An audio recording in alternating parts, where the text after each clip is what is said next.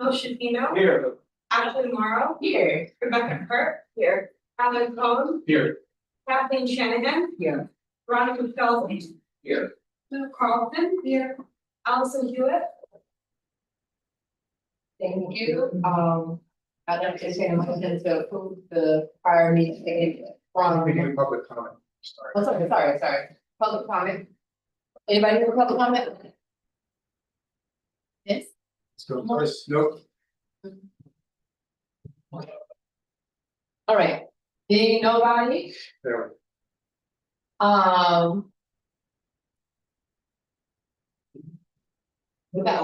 without any objection, I would, if anybody objects, we would like to hear from Alvin Hewitt. Hold on, we have to review approve prior meeting minutes. Oh, No, okay, you went there, but you skipped over public comment. I want to make sure that we asked if anyone in this order. So we now here, now we can do the meeting minutes. okay. Thank you. Anybody put it? So. It's been moved, it's seconded by Ms. Shanahan, Ms. Greco. So motion carries. Now, without any objection, So before we go to, are you referring to Allison's input from last meeting? Yeah, right, we're gonna do that at the point in time we're talking about that section of the order. yeah, okay, Yeah, when we get there, we're gonna ask the group to be allowed for, Allison as an alternate to speak on behalf of that item, because we have her. Look into it and we wanted to speak last time. So when we get to that point, we'll do it, so we're on track. We also have city council chair with us to react to two specific questions that I raised up, and we'll see those in the next, I'm sure that's a tracking document. So that's where we're at, in terms of our objective for today. You know, hope springs eternal, but maybe complete our review, we'll see. We have a few lingering items within 6, 7, and Article 9, these three. Which we'll start with, and in 10 and 11, we stopped at 9 last time, those are fresh. So if we were to get through this. And I think we've got answers to all of them, and if you remember, granted, a lot of this came in the last couple of hours, so. I asked early, it just took a little while. Through memo or through our chair by pending, and again, I'm invited for Allison to talk to, we hopefully get through those. We can get to 10 and 11, and of course, you guys last time had new business around. Things you wanted to still discuss and or talk about with respect to changes to the charter, so we'll see where we're at, but if we can get through. These and that, we're getting close to maybe one more meeting after this, maybe two, it all depends on how we roll and how we go. So that's where we're at on that. I'm gonna move over to our tracking and jump right into this. Bear with me a second. Madam Chair, we're fortunate that the chairman here with us today. One suggestion might be if there are specific items that the chair would like to speak to, and we had to speak with him. Out of respect for his time, maybe we could take those first out of order, so. The chair, I'm sure has other things to do, but That's the plan. yes, That's that's the the plan. thank you.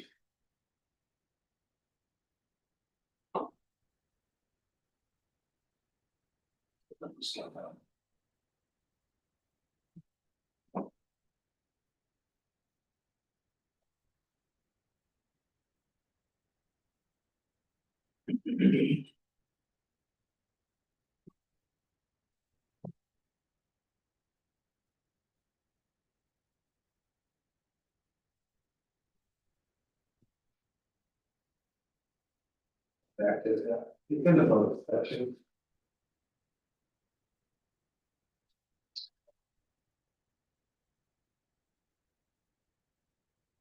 Okay. We had two topics.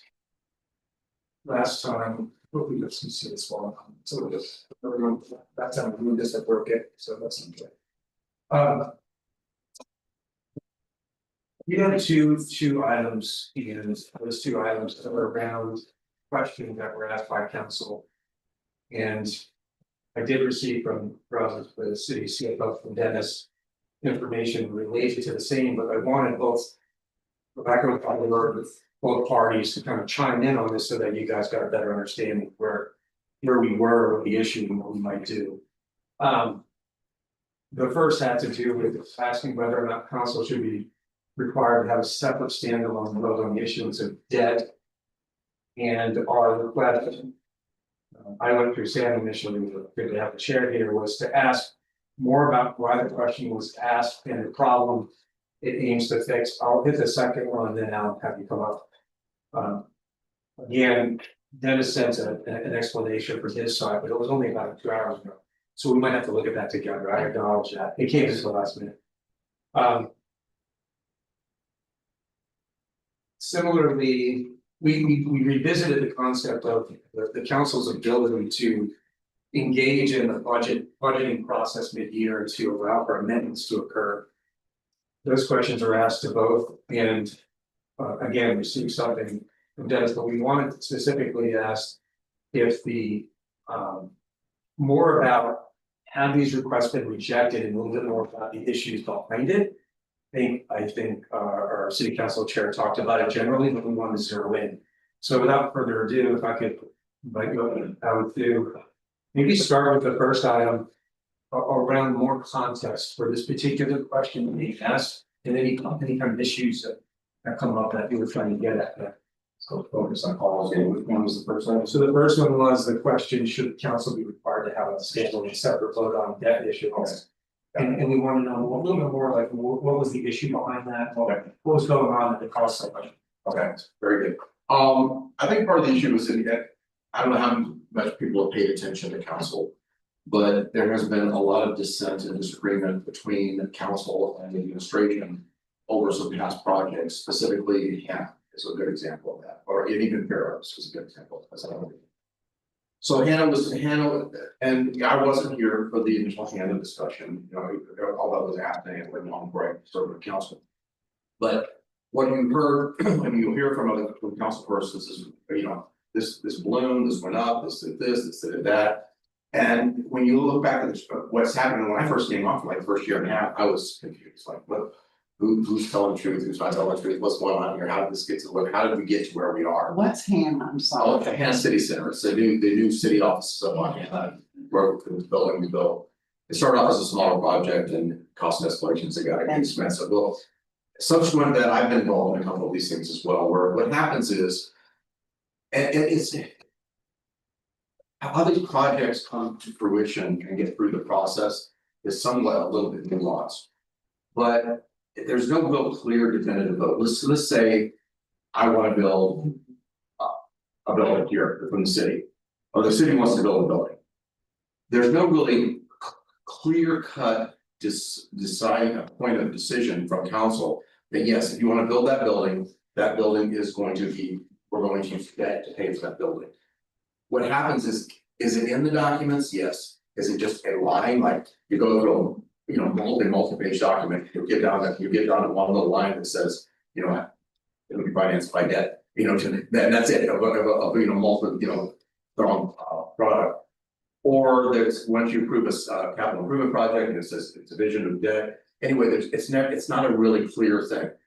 You're gonna pay, the intention is to, when you approve this project, you are also approving the fact that this is going to be financed, not as a pay-go project or not as, you know, something else. So I thought even for both fiscally transparent purposes and also through really kind of, while the staff and the administration is very clear on this, obviously the 7 members of council who, you know, we're dealing with a ton of things, sometimes this slips through, you don't see it.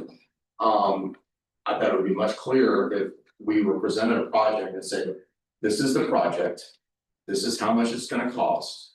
And if you approve this project, you're going to approve the bonding for X number of dollars. So you know it's going to be a bonded project. They have to have a standalone separate vote approving that bonding of that project, as opposed to being rolled into everything else that we're doing.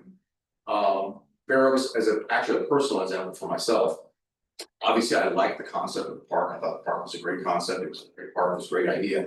I was concerned about this cost escalation and what that bond was going to look like. So I've said it from day one, from the very beginning, this is where I was naive. Very early on council, I did not know. And this is how I found this out, how this all happens. It's because I was very clear with the administration. I approved the park, I'm not sure, I don't necessarily approve of bonding this park, pretty clear, and for the winners. return of what was doing. And they said, okay, we got you. And I said, okay, so be clear, I approved the park, but I don't approve bonding. Yeah. Well, I didn't realize that again, incorporated in these documents that we were approving all the way along the process. Was these lines that they simply said, hey, it's gotta be bonded. So nobody ever raised their hand and said, hey, dumbass. You're the butcher road, approves the done bonding already, so, which I really felt stupid about too, by the way, because here I am approving this project. And I'm telling them right up the front, had some problems or issues about this being a bonded project. And all along with all this entire process, they knew it was bonded, but they never said, hey, by the way, did you know that all of everything you're voting on is bonding this project? I think that pretty much beats that dead horse. First of all, thank you so much for coming down again and to give your time to answer our questions. There are a long list of city council directives for things for us to look at, and me for one, I was a little unclear. It was kind of my assumption that you all had gotten together and had everybody had a long list and you were very deferential to each other and kind of created a long list because you wanted us to discuss as many things as you wanted us to discuss, rather than there being necessarily 4 votes to approve any of the things that you asked us to look at. And that's been a little confusing for me, but. Okay, let me just say, it's pretty much kind of by consensus. So we actually met in this room and people pitched ideas and they compiled that list. Some things got rejected, but it wasn't really does anybody have a problem with us submitting that? It was that's the way it was. Does anybody have a problem with us submitting this? Does anybody have a problem with us? And if somebody had a problem with it, they spoke up and they said something. But it wasn't 4-3, 5-2, it was a consensus kind of workshop. So mostly for purposes of discussion. Yeah, because again, all we were doing was forwarding information for you guys to look deeper into some of the issues. Even though at the surface, we all, said that sounds good, but the devil's always in the details. Right. So we recognize that. So I appreciate that. So on this particular one, I want to make sure I understand what you're saying. Are you saying that in the documents that were put forward, I'm going to give you 2 scenarios. I think it's the easiest way for me to ask my question. Are you saying that in the documents that were submitted, you are approving the bonding without necessarily council being clear that they were approving the bonding? Or were you approving documents with the assumption that at the end of the day it would be bonded and not understanding that the assumption that it would be bonded, or were the bonds actually approved Well, the bonds, without it being called out? not the bond, but the fact that the intent of the administration to bond it. So the actual approval of the bonds does come later down in the process. So it already. And then what usually happens with those is because of how that works, they roll all of these expenses in, well, they'll do some short-term bonds. Then they roll it all into longer term bonds and market that for the best rate and best, the best bid they can get. But it's the intent of how you plan to finance that project. So I come in, I'm the administration, I said, I want to build this $10 million building. And practically what happens is this document included in that multi-page document, it'll have a line in there that says, and it'll say debt. But it's a literal debt. I mean, that's it, no further, or when the capital improvement projects, same kind of thing, it'll just be a tag-along line, it's not really clearly spelled out. And for lack of a better word, I think the intent of this is to dummy proof these for future councils as well. So that there's never really another misunderstanding of what is the intent of paying for this project. I have a follow-up question now, if you can. And my follow-up question is, over the years, I've seen city council, various incentives that come from the administration that city council felt things were not clear enough. And so asked the administration to put certain things in certain sections. And probably not to the number right, but certain things over a certain amount had to be put in a certain section or voted on at a certain time or a certain way. All the consent agenda. Yeah, not really, but thank you, that's probably what it was. Has city council attempted to ask the administration themselves, short of a charter change, to handle this directly? Just, in a civil manner, ask the administration, will you send agenda items that require or an assumption of bonding? Will you put that on the front page of the agenda item? Have you tried to do it that way, short of us putting a charter vote out? Well, and I think that is a possibility. This could be done by ordinance as well, but then again, ordinances. They can come and go and they can change. So I think this was, at least it was perceived as, that is important enough to. Treat it at a little bit higher level, especially when we start talking numbers we are. Again, just like all this other stuff, is identifying the problem, tossing it to you guys. To see if you feel like there's a solution within what, within the guidelines that you've been provided. And having you guys dig into it a little bit deeper. I mean, yes, the actuality, having it done through an ordinance. Handshakes, not so much.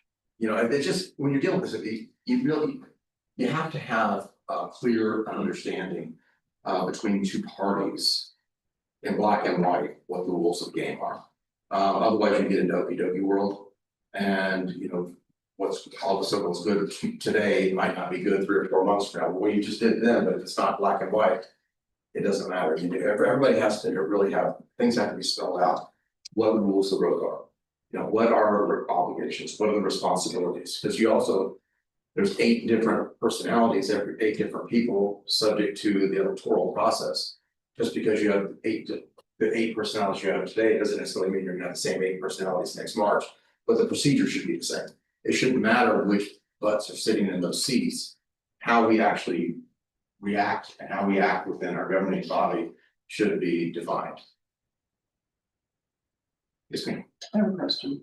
So if I come up with a project, and I live with the city council and it passes, is the assumption that you're gonna pay, I mean, how many of these projects that are significant over, say, 5 to 10 million get bonded versus paid as you go? Are most of the big projects bonded? Oh, yeah, all of them. Yeah, then we don't have, that's one big thing, everybody thinks it's a big pot of money sitting there, the city's not spending, there's not a big pot of money, we do a lot of. Our basic expenses, are covered by the income. And then, any big project is gonna be bonded. So is the point of this trying to control the administration or to educate the council that when they make these votes, that there's debt that you're adding to the balance sheet? I think it's council. I think it's educating the council, know that when you vote on this project, you're also voting for debt. So that it's a clear, public facing definitive vote that says, I understand that when I vote for this project, I'm also voting for debt. Okay, thank you. Thank you for coming to. Absolutely. Steve. So I just pulled an item from the 21st agenda that was $10 million. For payments for citywide water system maintenance and emergency repairs, just to see the language that you're talking about. And I just want to read one of the section of that agreement. It says this agreement provides $10 million each between RTD Construction Incorporated, Timmons Contracting Incorporated, and Dallas One Construction and Development for a cumulative amount of $30 million for the citywide water distribution system rehabilitation project for use by the water department within the water renewal and replacement fund and or water bond funds. That's it. The and or, I don't know, I mean, to me, that doesn't tell you, is it coming from one or the other or both? But it's approving either. But it's debt. No, it's a fund, it's debt and or an actual account that has money in it. It's and or. But it's in the resolution as. It may not be clear, but it's clearly approved the utilization of debt. If it says and or, it's in this junk, you can use either. Correct, but it's often either, it's not using debt either, it's either or. But the option's there, you would approve the option, I agree that it's not clear, but it is. But if you put that on every single financial resolution, then, Suggest it's. no, but I mean, I. More clarity. Yeah, I mean, it doesn't necessarily make it any clearer if it's on every. So what does it need to be in the constitution? I guess. I think Ron. Oh, I'm sorry. Should approve me to start with. Sir, thank you for being here. The issue is a real one. I was, in making a charter amendment, it locks things in a way that takes away flexibility. And I think my initial question was really, could it be done by ordinance? And that way the flexibility would be maintained without having to go back to the charter. Do you have thoughts on which way would be a preferable of council, or if you don't, that's okay. I don't, other than the fact that, a charter, of course, is locked in stone, like I said, lack less flexibility and, not subject to being politicized. Subsequent people being politicized, what's in the charter, if it's an ordinance, it becomes political. So that's, that would be the only thing I would say. Thank you.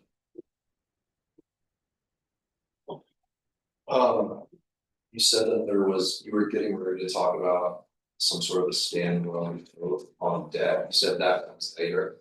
Well, because when we issue, actually the bond issuance, when they go to issue the bonds, we have to authorize the bond issuance. So that comes to vote, but we've already approved the spending based on debt.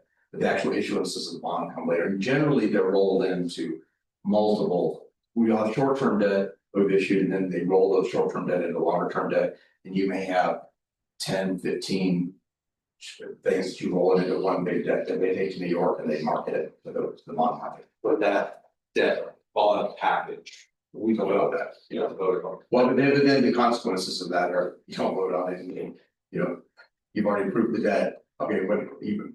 And that's what they'll say to you, Is it, you already approved the project, but you approved the debt, so yeah, I guess. would do you typically have like a critical infrastructure project compiled with Hannah or something that's more? I have to go back and look and see what they roll into it, it's always multiple items, it's never, And has this council ever killed or voted no? no, it's really honestly, I don't wanna say this, because, I don't wanna imply that it's less consequential, but at that point, our hands are tied. Sure, we've already spent the money. The money's already spent, you're not gonna keep it in short-term debt, you're gonna roll it into the longer-term debt, as it would be fiscally irresponsible not to approve it. But to answer the question, so the answer is there's already a standalone vote on the issuance of debt. It's just that currently, For the project, at the same time that you approve the project, I think it's the intent. In other words, like again, so if they come and they say, we wanna build this $10 million building. There should be, really should be two votes, you want to approve the building and approve the debt to pay for the building. Yeah. So that you know that this, you're paying for it with debt.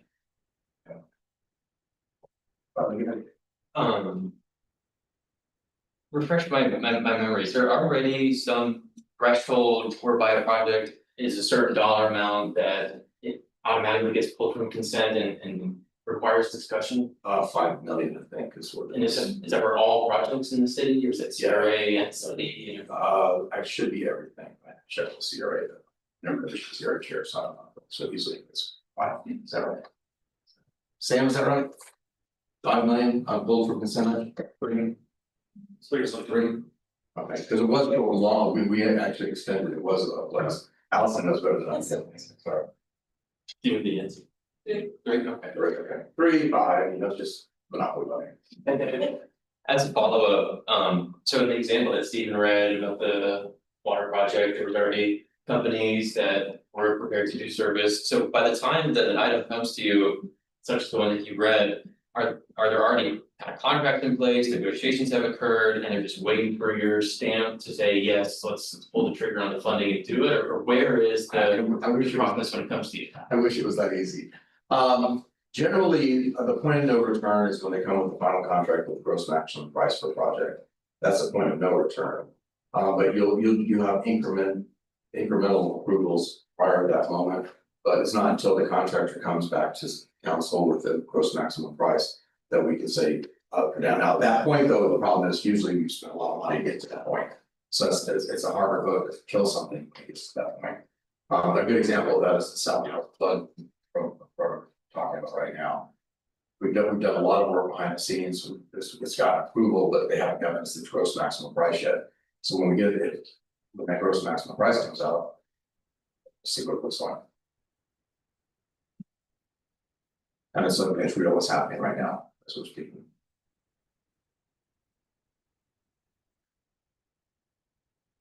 I guess I'm still confused because what I heard you say is that over a certain amount, projects are just bonded, that's just the nature of the bonding. And Generally, then I heard Stephen read from it saying the agenda item says it's either paid for from the fund or it's bonded. I'm not seeing where a separate vote moves the needle if everyone knows it's going to be bonded or likely to be bonded? I think that example that I was using off of there was because as a, for myself, because this is when I was first time came into council and not as familiar with things. And, you know, they presented the project, and I said, yeah, it sounds like a great idea, I mean, love the idea of having this park here, love the idea of all the amenities and all, but. Can we afford it? And I said, you know, if you broke it over multiple fiscal years, you know, as PAYGO could have.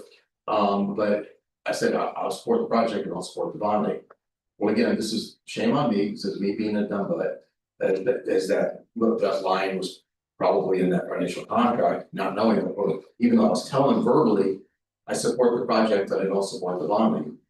But it was incorporated in that way, so in actuality, what I did by supporting the project from the beginning was support the bonding. Because there was never a clearly definitive moment in time that I said, yes, let's build Fair Oaks with the understanding that we're gonna spend X number of dollars to bond. And that was my personal experience. And what this does, this again, and some of that is when I first came on, I got so much grief about some of these projects, and I kept hearing from certain council members that we never approved this, and I kept hearing from administration, yes, they did. You dig into it, you find out the administration is correct, yes, they did approve it, it was just buried like that. The council members literally just voted, they did not know they were supporting that project, where they were supporting it, because it wasn't clear.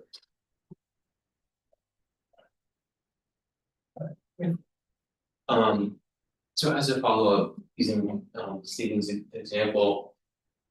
Does council have the leverage of the leeway to say, you know, we've caught this and or stipulation that makes us a little nervous? We're going to reject this proposal until you come back to us with a definitive response of. Are you going to bond or not, or is that an administrative call that's out of the hands of council? Where's the back and forth in that particular? I mean, I think that would be a legitimate discussion to have when the project is proposed.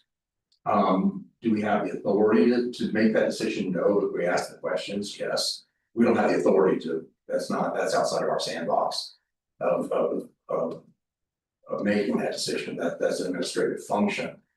We ask the questions, yeah, but we can't definitively say that. So it's Without an attorney here, so I can about that's concerned. I'm not sure I'm following that. I thought Bobby, what you were asking is, when you initially get that language, can you look at it and say it's too confusing to us and or? We're all simply voting no until you come back with a definitive answer. Can council do that? Yes. Yes. Yes, practically speaking, again, there's so many projects, so I mean, the city, this is not a small city anymore. I mean, there's just so many things happening and there's so many projects, I mean, look at our agendas, you know, 120 items sometimes in one agenda. I mean, it's just very difficult, that's why, again, I think this idea is to dummy proof it against these 120 item agendas, so that the really big consequential things jump out. You know, the things are gonna eventually, but they jump out very clearly. Any other questions on this issue? I also have one, I mean, I'm really trying to figure out, I'm following Rebecca's track, because I don't know. Like, if I had a project, I mean, how many of these projects come from city council versus the administration, I guess? All of them, we don't generate, it all comes from. So the park was from, All the administration, the council doesn't generate. It all flows from that building on the store. Now, and I will say, I mean, I think in a lot of all these things that y'all are dealing with, this is Alan's opinion, not Chair's opinion. If you guys deal with these things, I think having other suggestions like you just talked about. Maybe it isn't best suited by an ordinance, maybe you could handle it, maybe it's a legitimate issue that has been raised. Maybe you can look at it and solve it in a different way, and I think if you wanted to look at it that way, I think that's a legitimate approach to take. But I think across many of these suggestions, I think that'd be something that I'll look at. If you reject it as not appropriate for a charter, but appropriate to be resolved through some other type of ordinances or something else, I think that'd be, I think it'd be well received by all the parties if you guys did something like that. That's helpful, thanks. Correct, yeah, thank you. Any other questions on this item before we move to the next? Okay.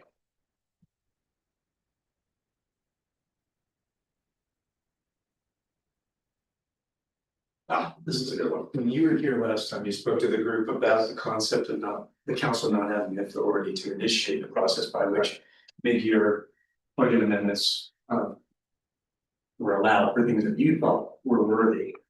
We asked that same question as the item above your bullet shows to. The Dennis around it to say. I was playing phone tag with them for the last few hours, I wanted to say, I think, He put this for, he literally called me while I was there. Sam, did you talk to him? Okay. so he wrote something up and basically said that.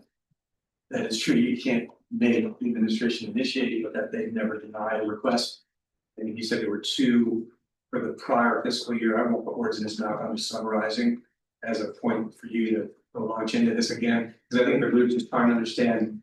Where we need to land on this and the understanding of the issue, so. So Dennis Romero is our budget chief financial officer, a really good guy. His answers were very wonky and not political. So that one's a couple of things. One, there is no I'm sorry. Camera, I can pull it up here. Okay. I just wanted to share a chance and then. Okay, I didn't know like you just sort of do it. Yeah. Okay. So we shared my link to everyone as soon as I got home. Okay, got I reminded them. Okay. so. And I, Dennis was here, I think we, him and I would both agree, a couple of ways he answers things, he answers them both as a political one and not a politician. The one example was the administration never refusing a council initiative, well, because. And there's no such thing. By charter, council cannot initiate a mid-cycle budget amendment. We can't, period, like the end. That mechanism does not exist. So saying that the administration has never denied one is a factual statement, because we cannot initiate a mid-cycle budget amendment. So that just get that out of the way right away, and that's by charter, y'all can look it up yourself. The charter does not have the ability to do that. We have the budget one time and one time only by our own will, and that is the beginning of the fiscal year. We dispense of the budget, send it back approved or denied to the administration, and just deny, they send it back to us for approval. And we work it again until we get a meeting in the lines and it's voted on and approved by both. So that's that. There's no such thing as a mid-cycle council initiated budget. He showed two examples, and those are both in FY 26. Both of those examples were not council originated. What happens is at the end of fiscal year, they do all the budget and realize they have leftover funds, but they're unbudgeted funds. Well, the administration has to come to the council. We have these X number of dollars, you have to appropriate them. So what the administration did is they initiated those. Both of those items were not council initiated. They were administration initiated. Now they initiated and handed off, and now they became our issues because they gave them to us. And both of them were allocating unallocated funds from FY 25. So there was two items in the spring that were allocating unallocated funds. One of them was a social action fund, slush fund that we give for charities. Shouldn't be slush fund, that's what we use. Right. So rewind. There's funds that we give charities, and the other was excess funds in these other accounts that were not dispensed with. So we were able to reallocate them to other priorities, and to the administration's credit, rather than what normally happens, like in a normal budget cycle, they will present a budget with their priorities handed to us, and we can grab what we see fit with. That particular time with these unallocated funds, they actually came to council and says, we have X number of dollars. What do you guys want to do with them? So they did not give us, and some of that was also politics, because some of it was very much versus most of it. So locking funds and who we're gonna cut and we're not gonna cut, and it's like everybody else, the musical chairs, nobody wants to be caught with cutting stuff. So, but they went to council and they asked us where we wanted to allocate funds, and so, but that was again all initiated by the administration. One cautionary tale I will say that if you choose to give council the authority to do mid-cycle budget amendments, I would probably restrict it quickly. I wouldn't do it because you wouldn't want to do it more than that because of create too much work, chaos. So but the quarterly budget reviews may be appropriate. But again, and that's just giving the mechanism to be able to do that, as opposed to because right now, 100% not disputed, love Dennis to death, he was answered for longish. There is no ability for this building to initiate mid-cycle budget amendments, period. It all has to come from that way, and that's by charter. I want to just say the current process sometimes raise the pressures or the challenge the relationship between the council and the mayor. Yes, but honestly, as much as is made of that. I think between two bodies of government, having natural tension is not a bad thing. For lack of a better word, it keeps everybody honest. You don't want, if everybody's okey dokey and everybody say, do whatever you want, then you're all jumping off the cliff together. So having that type of natural tension between the administration and council is not a bad thing. I think, again, identifying things that we can create black and white, clear understanding so that it minimizes those the constitutional crisis environments that we spoke about before.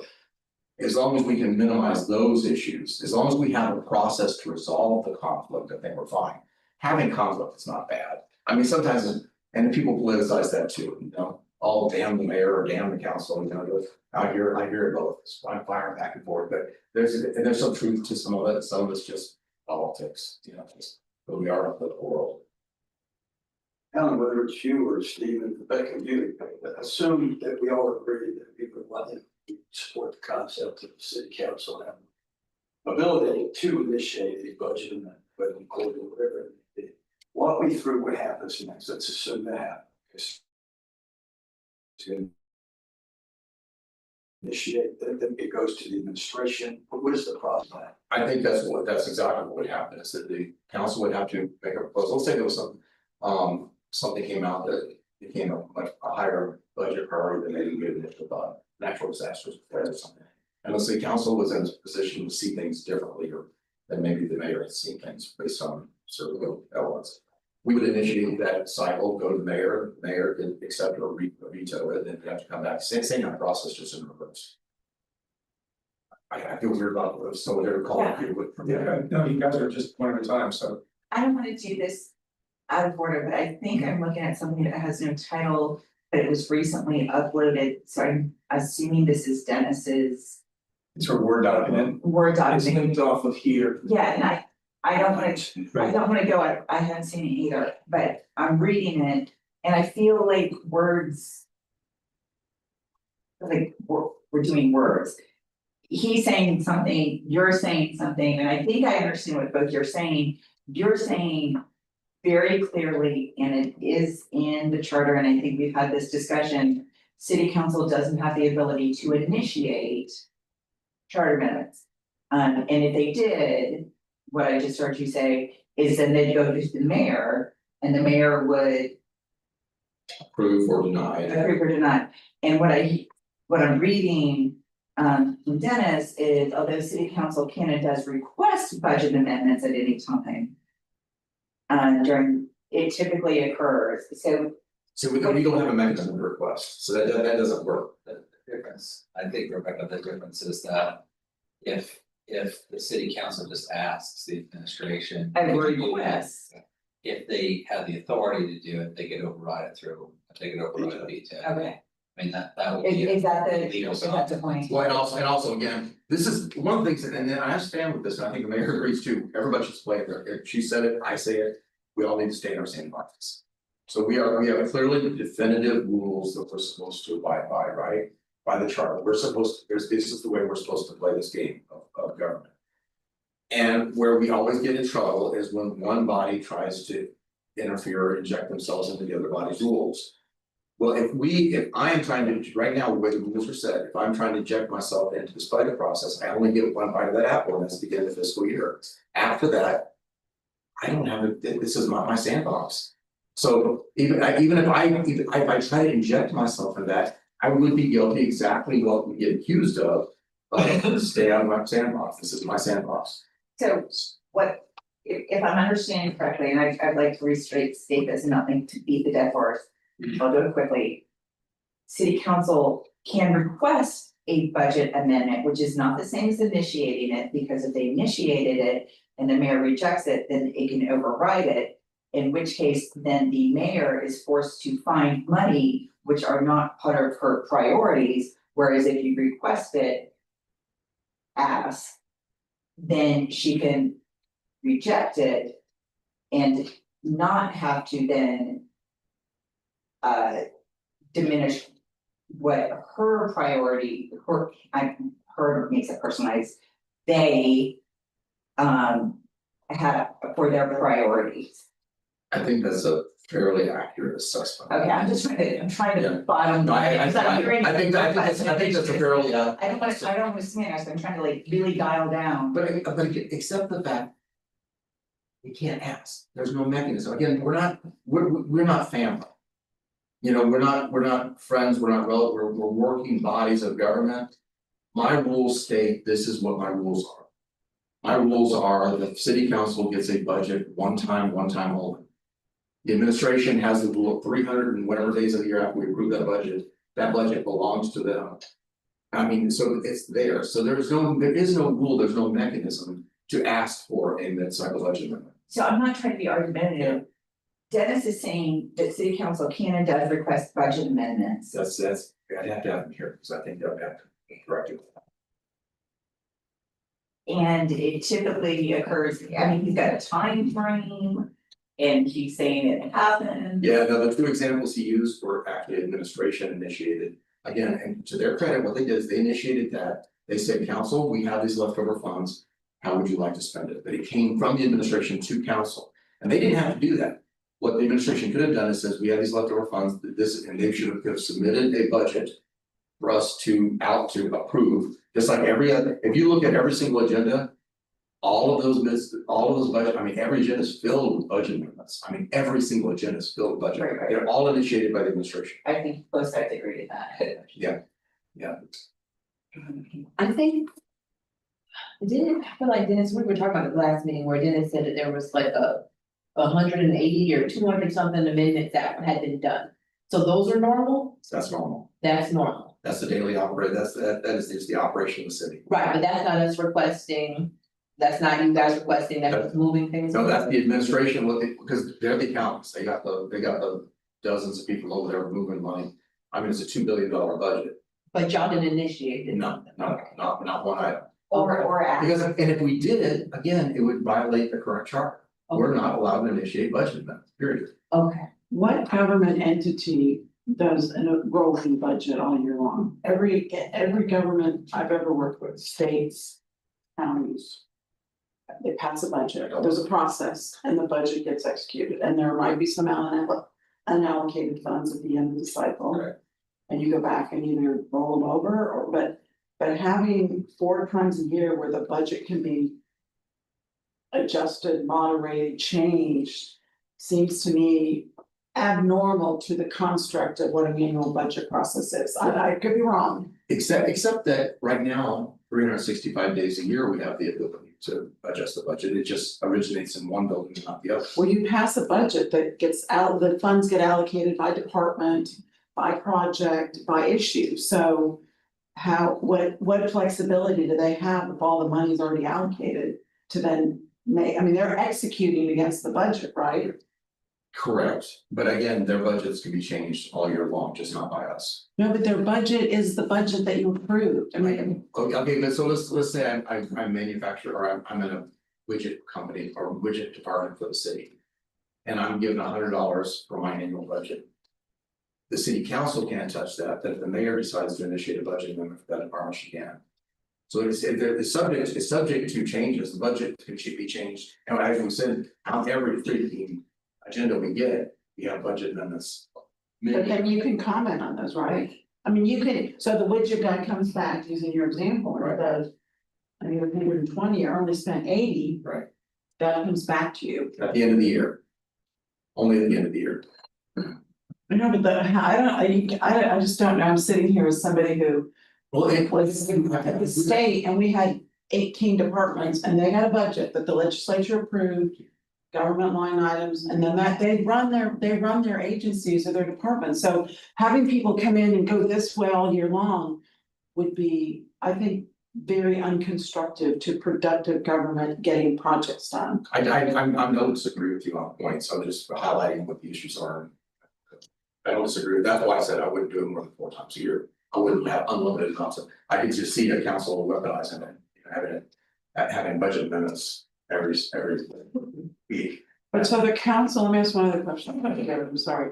So council, every year, the budget process happens and there's no input from the council, any member, to what's in the budget. That's a question, not a statement.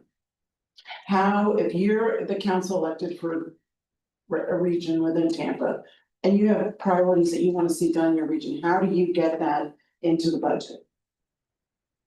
You have, there's 2 opportunities, one prior to the administration, like right now, we're starting our budget season for FY 27. It's starting right now. So council has the ability to speak with department heads. To talk about their priorities and verbally communicate what their priorities are. They can accept or reject those. If they're accepted, obviously it rolls into the budget.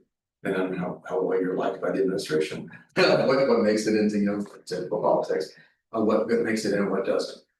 If it doesn't make it in, you also have the ability, because again, once the mayor presents a budget to council, the mayor no longer has that budget. Council owns that budget. Council can shred it, write their own budget, they can put things in it. And again, that's they have that one bite of the apple every fiscal year. And it's a powerful tool, or it could be a powerful weapon, depending on how somebody approaches it. I think generally for the city of Tampa, it's been a tool.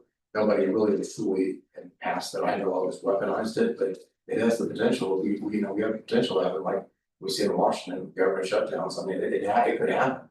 But yeah, once the mayor goes before council that morning, hands us those 2 binders like that, a budget, hands it on our desk, they no longer have control over it until we pass it. And then she can either veto or accept. If she vetoes, it comes back to us. And at that point that it's on your desk, can you guys add projects to it? We can shred it, we can add it, we can subtract it, anything we want. And so then, my very last comment is, I think you should be very careful about advocating for 4 times a year. That you make changes to budgets, because I think that would affect your bonding rating. I'm telling you, there's not another government agency that I know that allows. That sort of change and that dynamic of an approved budget process that's pretty validated, verified, and executed. Yeah, you were speaking well about my favorite. That's where I would have to defer to Dennis and our experts to do the bonding, so I don't work back into it. Jared. So currently, at most or all council meetings, there's 5, 8, 10 different budget amendments that council votes on, correct? And what you're suggesting is 5 or 8 of them come from the administration, and 1 or 2 once a quarter, or none would come from council, right? So practically, like process wise, that's the change you're advocating for. Well, I wanna make sure, I think I said this last time I was here. I wanna make sure when I'm here, we're not advocating, I'm not, as Alex, I'm not advocating for anything. These are all things that we've observed as a council, and that we're bringing forth to you guys to dig into and have that in-depth discussion. In a way that we can't really do that in council amongst ourselves, 7 people, we can't do what you're able to do about it.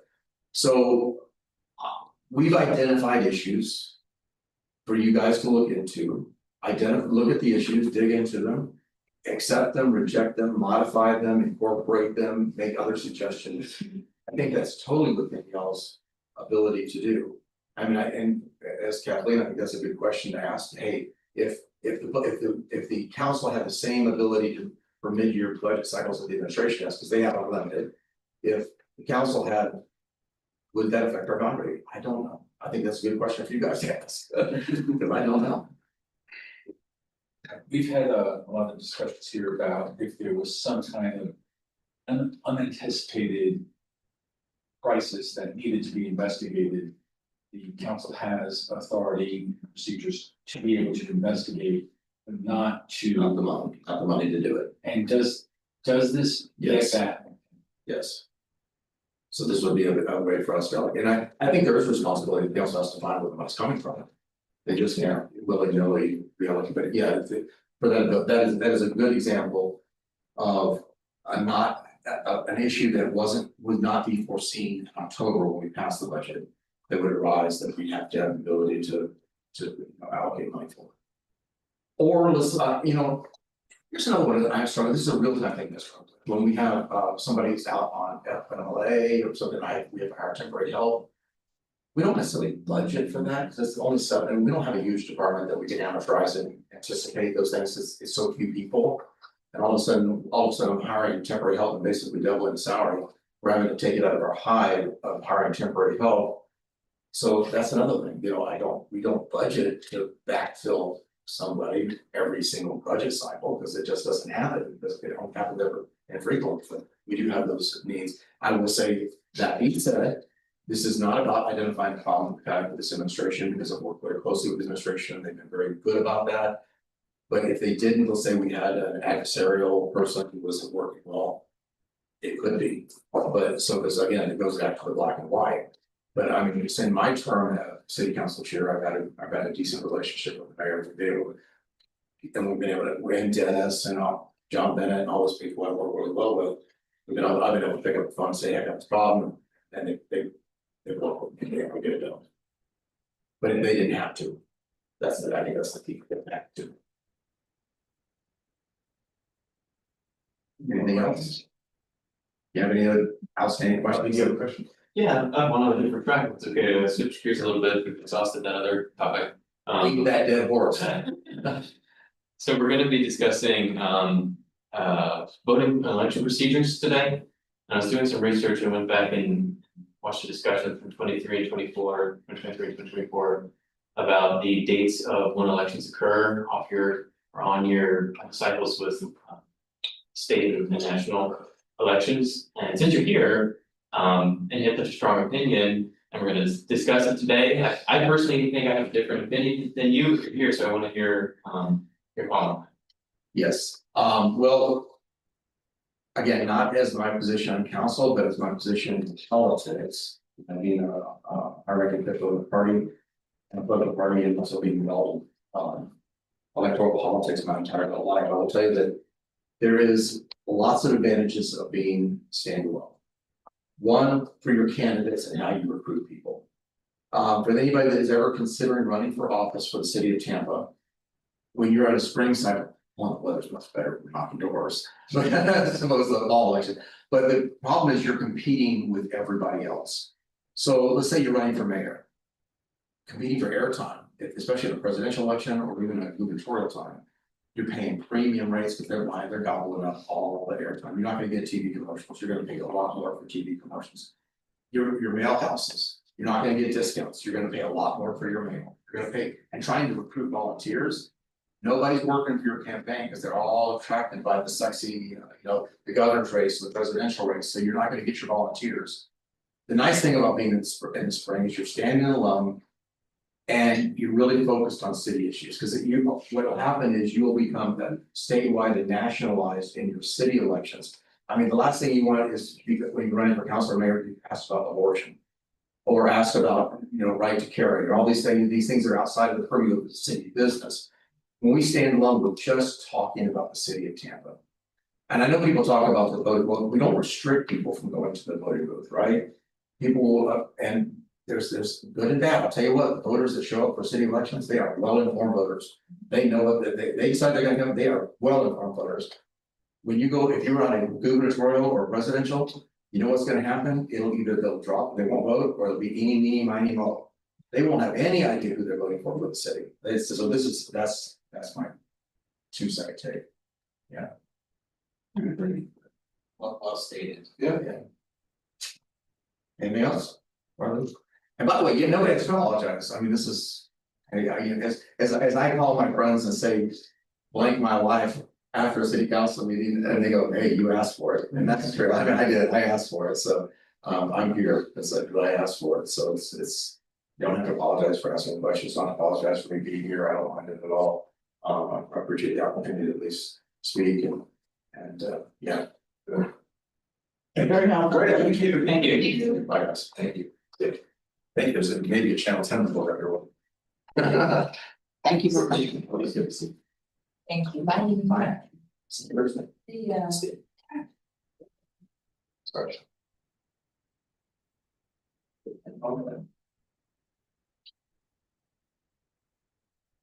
Right there.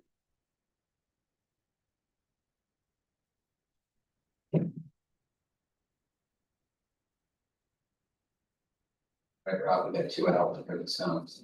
Go, man, go. My gosh. The over under, I'm never finishing, it's all over the place. I'm gonna go to the first item chronologically, I think. we can.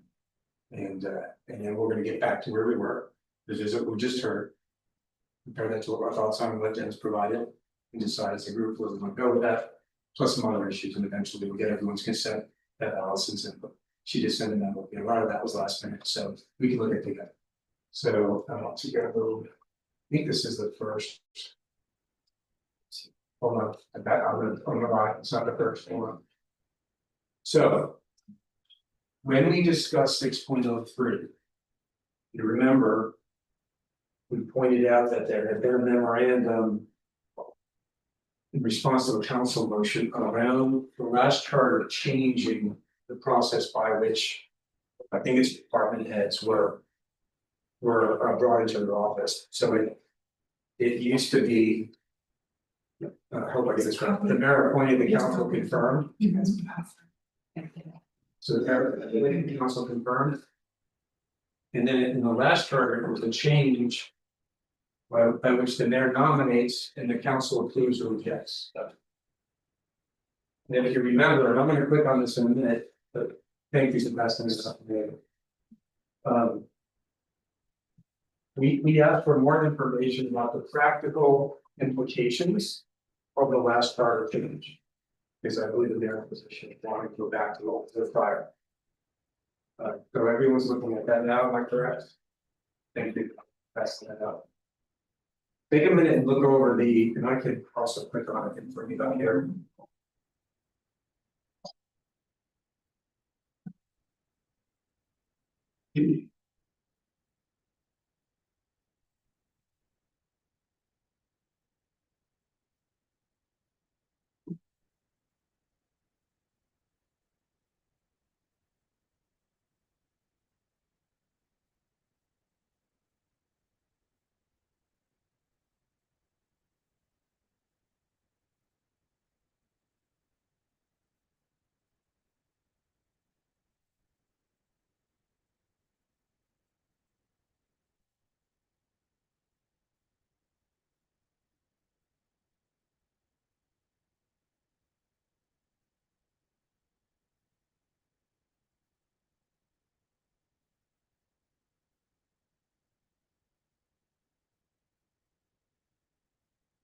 We're talking about 6.03. Correct. Yeah.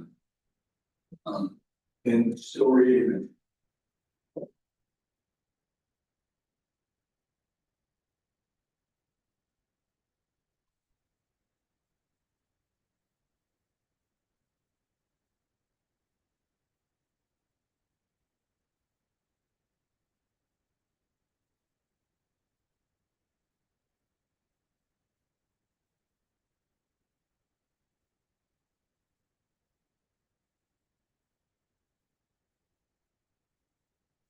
Anyone need a few more seconds? Let's finish it.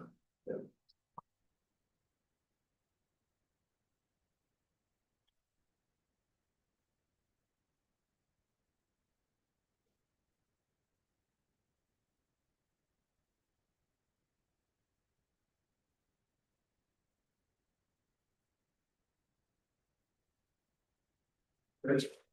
Almost done, Bryce. Okay. So it used to be, as I understood it, the mayor would appoint or sort of hire and the council confirmed, and now it's more. It says I want to nominate a person and the council can up or down vote it. Which means that until they get from council, they don't really know if the job is, as I understand it. The reversion back to the original charter, the point was, what are the practical implications of that change? Why does Mayor said I want to go back to where it was? And that's what you guys just read. It's on here. It has to do with interpretation of administrative head. It has to do with the ability to recruit highly qualified people on the premise that this process makes it difficult for candidates to disclose their interest and wait for that eventual vote as opposed to the more or less certainty, assuming most are confirmed under the prior approach. Relocation comes into play, right? So there's the notion of having a lack of certainty until then. Not just in general, not allowing the legislative process to dictate executive hiring.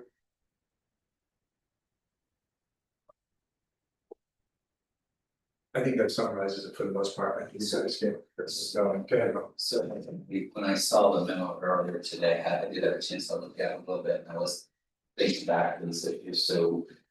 8 years ago, we did the charter review commissions, and 4 of my fellow commissioners at the time ended up becoming council members, so one raising us with this presence here tonight. We discussed and rejected this for some of these reasons. And then when I was trying to go back and reconstruct history a little bit, it looked to me like Councilman Hughes at the time in 2022, so that was not on the ballot 2018 on the last charter. We made some amendments to it, which are reflected in the charter today, with the timing and stuff, but not this particular nomination appointment change.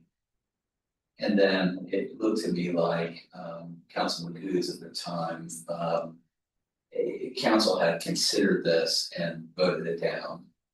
And then a couple of days later, Councilman Goods asked for reconsideration of it. And if I understood the record correctly, it passed on a 4-3 vote.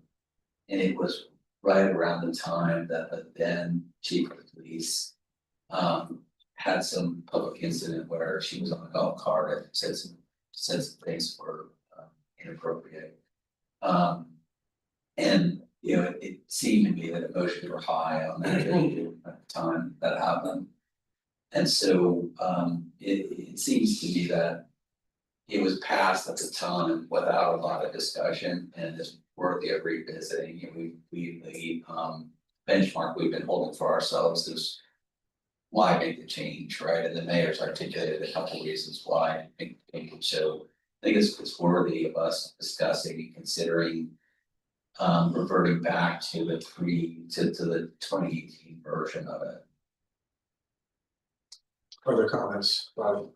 So what it gets down to, for me, and I want to hear everybody's opinion, is it doesn't seem to make sense to appoint someone, they start a job, but there's still a legislative process because they then have to be voted in, however, whatever word you want to use to, semantically capture that. There's still a vote that has to take place to allow that person to officially start their job. And that vote could technically go either way. Like this person could move to Tampa, be appointed, start their role, get to meet their staff, and then, whatever that timeline is, weeks later, the council could still just say, we don't agree with this appointment, and then it's, there's still that catch to me. So I think for me, that's the fundamental issue. I think part of it is a little bit semantics, but when we get down to the logic of how this kind of flows through the process, that's my bedrock for what I think about with this. Reaction, Steve, do you want to say something? Well, I don't accept any of the points in the marriage letter with all due respect. To me, it boils down to whether or not the person can start serving in the role before council votes.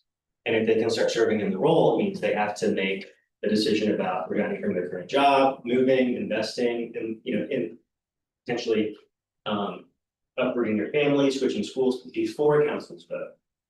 And I think it's disingenuous to even expect council to consider saying no when somebody's made all those decisions. I think they should be allowed to weigh in before those decisions are made, and I can't imagine somebody making those choices if they're waiting on an appointment vote by council. So can I ask a question? If you don't know the answer to this, I don't mean to put you on the spot, but obviously there's something was the change in 2023 to take what the mayor did and shift it from and change what the city council did and change it from confirming to appointing. Do you know, is there a legal consequence to those words? Does it change in a legal way what the roles are? It does, it really comes down to who is the appointing body. This was a shift from the mayor to council as far as having that word, that ability to say, yes, we're in the role. The way it was before, the mayor would make an appointment and in essence, the council had a veto. Where the confirmation process could operate in that manner.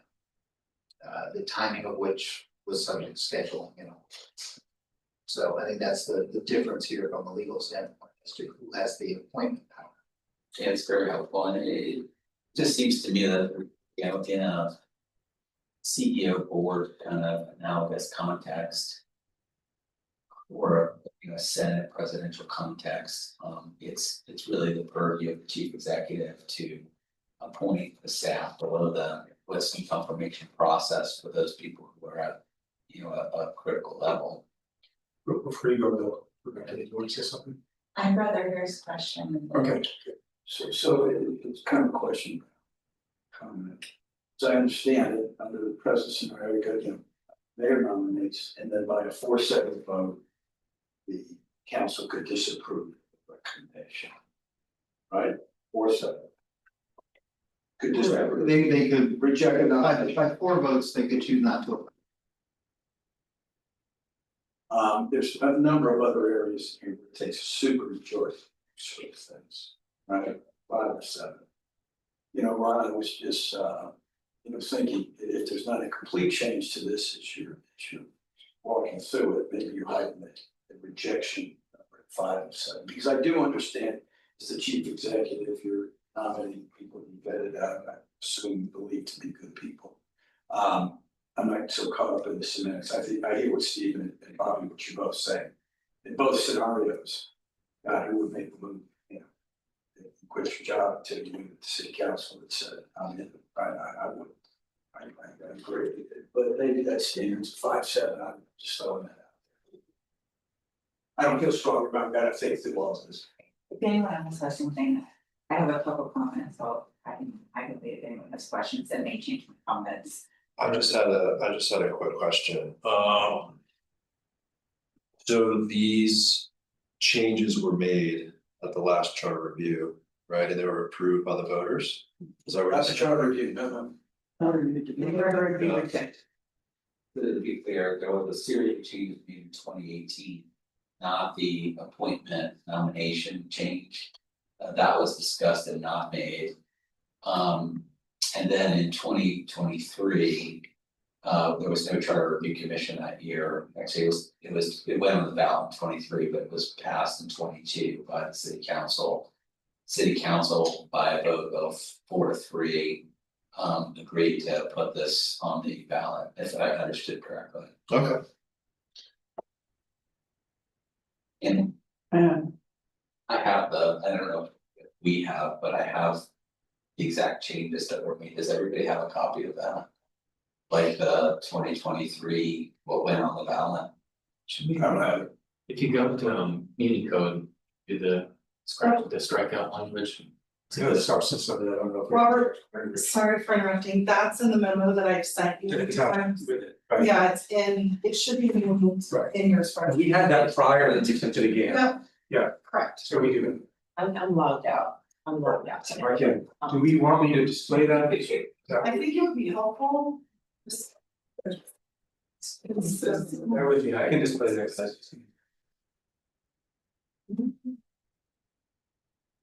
It's really the only change that's made, it deals with that issue. I also have a paper copy, just one though, if anyone needs that. Because the main difference was the word nominate, right? Before. That was the principal. Yeah, it used to be the point firm, then it was changed to essentially to nominate and appoint. Got it. And I'll happy to share with you guys. Oh. Is anybody know what what their logic for changing it to that one? Surmising, but I think it was. I believe it's this one, correct? Third. Officer, The chief of police's incident. and they want to go look at their. They want to look at something before they appoint, approve them, or like, what's their thing, they want to do a little bit more looking into their lives before they. Vote on this person? I think it was, yeah. I don't wanna put any words in anybody's mouth, was counseling at that time, but. One argument would be that, the chief of police decided to make the city look bad, and there was a vote to remove the ability of the mayor to be the one who. Should this council. Under both scenarios, they only have 15 days, right? The 218 are now, the city council gets into the appointment and nomination, it has 15 days to act. So it's fairly short fuse. 2 weeks. Kathleen, did you want to say something earlier? Well, I was gonna ask that question, I didn't know if it was 15, if there was a time limit on I read it, yeah. 15 days, and someone tell me if I'm wrong, okay, is that right? Stephen? 15, 1-5. Including weekends? And I don't know how many of you around the table have had to try to recruit people to take jobs, it's very difficult. And I think this is a very dynamic city, if you wanna be a city that's seeking talent, not creating barriers. So, you know, if I'm coming to the city to work with the mayor. And get a budget that the city council has approved that I have to execute against and be measured against. The clearer those lines of authority, responsibility that can be outlined, the better talent you're gonna attract, and that's just the reality. So, It's been 2 years, has there, I mean, there's concerns in this memo. But has there been any concrete examples? I was gonna ask that as a room thing with you. Where that manifested itself in losing talent or, That we would know. I don't know, but I think probably not, okay. and the only other thing I would suggest is that it only apply to the departments that are listed in the charter. For all departments, because then you're really turning it into a co-executed, co-administrative leadership team, and. I mean, I'm telling you, between the budget asked from the council and this, it's a dilutive authority responsibility. Well, not to digress, but the specific positions are not. Sure.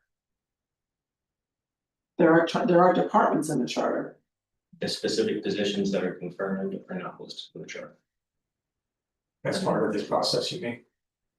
And just the ones that require the appointment. Not listed. Just as there's an interpretation required to determine which of those, which positions fall under what is stated in the paragraph. Actually, then probably good. So that little period is for them to check out this person to make sure that they're good and they agree with that person being in that position. Just a quick little question, business days or weekends included, 15 days period, because 15 days is a 3 weeks, if it's just business days, that's 5 days per week. If there's a definition of time. Well, let's look at that. But it's limited to a month. Calendar days at the moment, it's 15. If it doesn't specify. So it would have weekends. Okay, so it's about 2 weeks. And I had another question, but it has left my brain, I gotta come back to you, that was the next question, I'm back, go ahead. Can I have Rebecca? I've got a few things to say, and I'd rather hear what everyone wants to say. I guess this is more so an observation, because I believe unless somebody corrects me. That in the state. In the state of Florida. The governor can appoint and the legislature has to confirm that as appointment. Sometimes that leads to a bad result. In terms of who is in important positions in Tallahassee. On the other hand, in the federal system, president nominates and the Senate has to confirm. And I would think that if in the process of the nomination, it was revealed that whether by policy or personal issue that the nominee was problematic, they would not be confirmed to their position, but if we go back to this method, it is much more difficult to rescind an appointment after the fact than if we nominated and had the legislative body confirm that position. Why is it Why would it be more difficult? Because as I say, you vote 15 days later. Right, but the person is in office, they have moved their family, made these life decisions, and it is absolutely just, normal that would be more difficult for a body to then take back the appointment. With due respect, though, I think. Then it becomes personal, you're saying that then there's an emotional tie to this nominee, they're here, and no one's gonna take away the job. I think you're assuming some facts that aren't, like, I think you're assuming that because the mayor says I appoint somebody, that they've relocated their family and stuff like that, I think. To me at least, I'm not moving until the 15-day period passes. I mean, the mayor does have the ability, and I don't think ends with anything was asked or advised us to make it before the appointment for next days, which I'm presuming the young person could be. I just feel like there's an inherent difference between a confirming process. And it seems to me that the legislative body is more appropriately in a confirmation mode than an appointing mode. They don't have, an appointment to me implies that you're doing the search and you're conducting all the diligence and not reviewing what's provided to you, confirmation proceeding. I mean, in the Senate context, Senate has the ability, I guess, to do some consent due diligence, but typically you're asked to provide information. And they review the information that's provided and they make a confirmation. Ashley, and then I do want Rebecca to go. But I think that's going to hear from what she's thinking based on what. My next thing I was gonna say, but I kind of took that back, what I was gonna say was maybe at the next. City council, they would just make a vote at the next upcoming city council, and that be the date change instead of 15 days, but then because I don't have any problems with Mayor Castor, but like I say, I just, let's say we get a rogue mayor. Further on down the line, and they appoint somebody that is problematic. And like you were saying, he needs to be removed. I'm just saying, if people start digging into their lives, or somebody decides to expose them or whatever, and they start sharing text messages, sharing or whatever. But this person is now the department head of our, energy for the police station, like, I don't know, I kind of understand what you're saying now, like, this person's in that space now.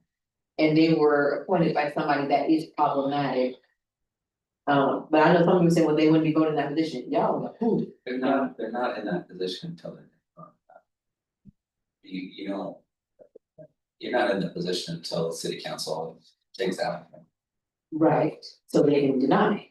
Right, yes. Two things on both sides. It denied the. Right, and I understand that, So, but in that interim, in that period in between, if something comes out that. Hey, this is probably not the best guy, and that's only comes out because people find out this person has been appointed. That period of time, I think, is necessary.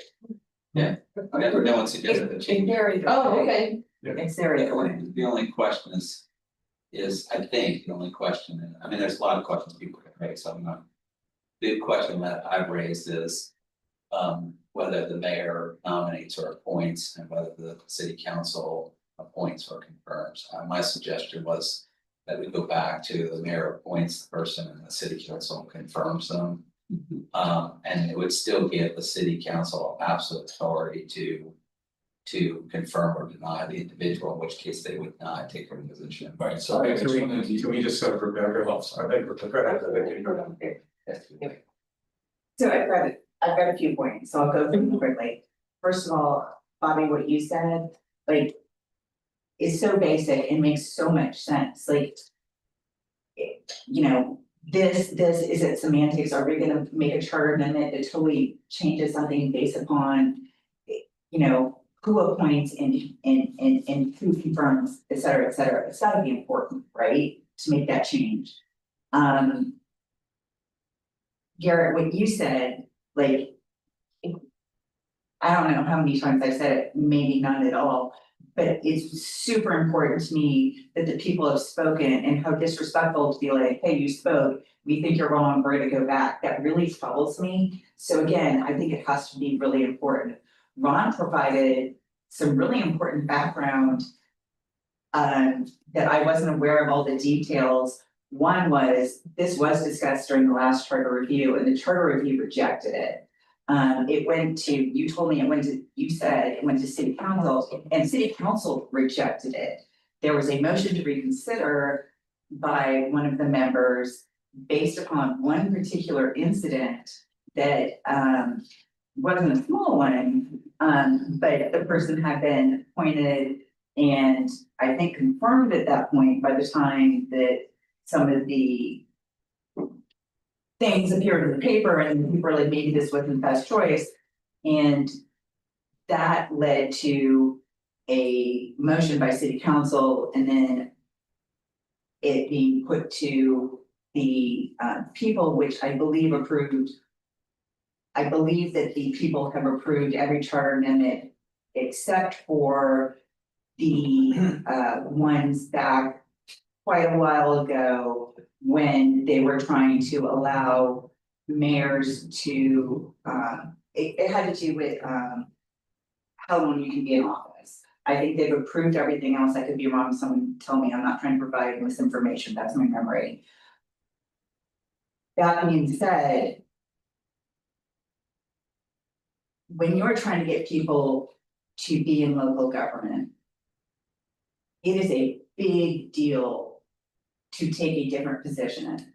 You have to tell your local government, sometimes you have to tell them when you're applying, but sometimes you don't, but you have a job. You have a job and you're there, you're in your community, and and then once it comes out that you have taken a different position, you no longer are necessarily in good stead with your government. If city council gets here and says, I'm not going to appoint you, you don't necessarily have that job anymore. It's a huge deal to jump government jobs. If you look at each communities where they are typically run by 5 people to 7 people, depending upon the size of each communities, and each community sticking my mind to Pinellas County, and there's a ton of them, and so they provide a wealth of examples, and it is extremely difficult for them to get quality attorneys and extremely difficult for them to get city managers. They don't have a lot of other people in those governments, but it's super tough, and it's because as soon as they put their thing in there, they are put through multiple meetings and 5 people, and they're not getting the best people. Not all of them, some of them are wonderful, but the people that we get in the city of Tampa are people that could go into private practice and be at the top of their field, and we're so lucky to have them. And I honestly believe that there is a difference between being appointed and then confirmed versus I am throwing your name out there and you have 7 people who may or may not, you have no idea what those people think. You now have to announce to everyone, and you're right, they can still vote them down.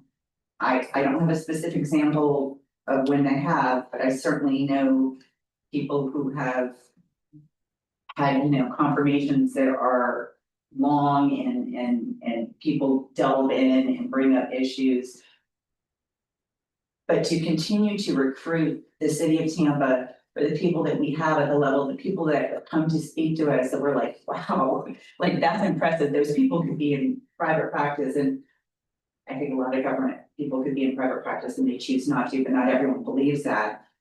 I think everyone can tell that the people that come spoken to us are, those are the people that we have here, and I think it makes a huge difference. And I would support, as much as I'm somewhat torn because this was recently voted on, based upon the history that Ron has told me, based upon what I know about how hard it is to put yourself out to be considered for a different position in a local government without some weight that you're likely to get it unless there's a problem versus your name's put out there and there's no weight behind it. I think it actually matters and I would support if someone were to make a motion to put this on the agenda. So in summary, the process by which the mayor appoints and the council confirms. This might not be used correctly legally, but more binding in a sense. Than the alternative, which is more open-ended. That's like. Which is nominated. Which is, I'm nominating, you have no idea what the seven people are gonna say, and you still don't, and I get that, but there's a weight between. Yeah. Appointment versus I'm just throwing your name out there and. Good luck keeping your job once you put it out there. That's important, it's important for us to have people in. Respectfully, my experience in local government and seeing other local governments, because I'm a nerd and I sit there and I watch the beach communities and I watch their meetings. As painful as they can be, I'm torn on this one, because the people have voted, but I honestly think this is important enough that I would, vote to propose this to city council. I am not sure city council will agree and move it, but I think it's important. Just for a second. I'm just gonna base my comment on what you said, Garrett. You're mentioning the city attracts great people. This has been around for a couple of years.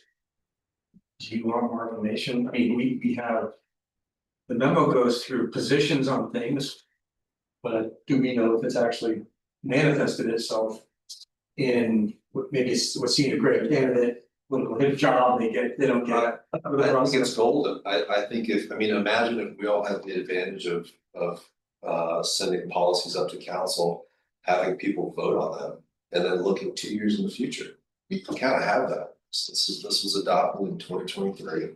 It's 2026. How's it been going? How's it been going? You know, That's why I'm asking if you would like me to get more specific feedback, or if we want to just express our views on it. well, I think the mayor's letter provides that feedback. Yeah. Presumably there are reasons behind, but I'm just asking. Yeah, that question. Okay, I can. See, go ahead, now we'll go around with it. So it's still not. I think everyone has expressed different opinions and some of them rely on.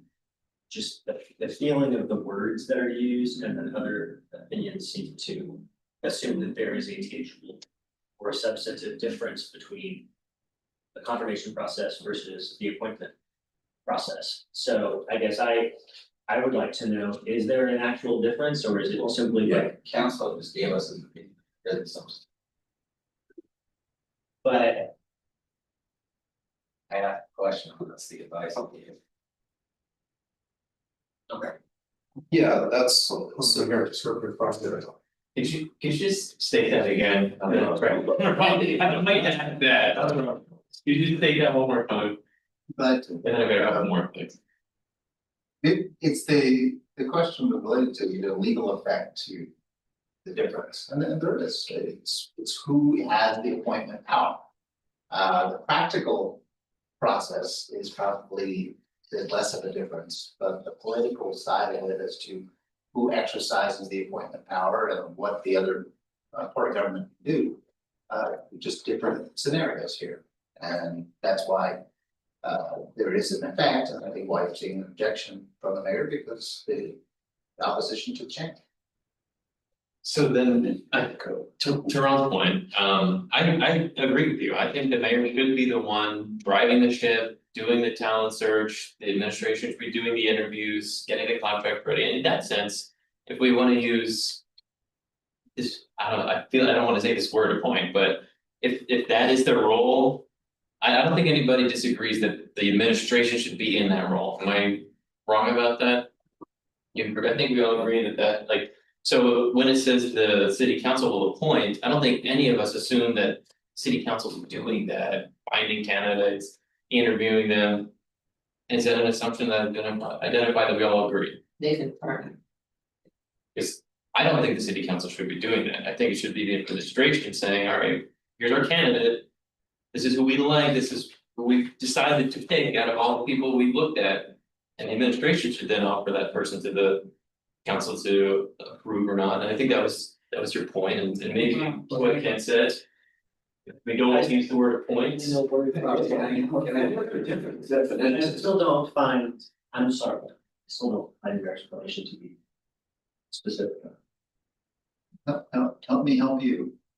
Well, I mean, and it's mainly because you use the word in appointment, you use the word appointment power to explain the definition of appointment, so like. Can we start paying this?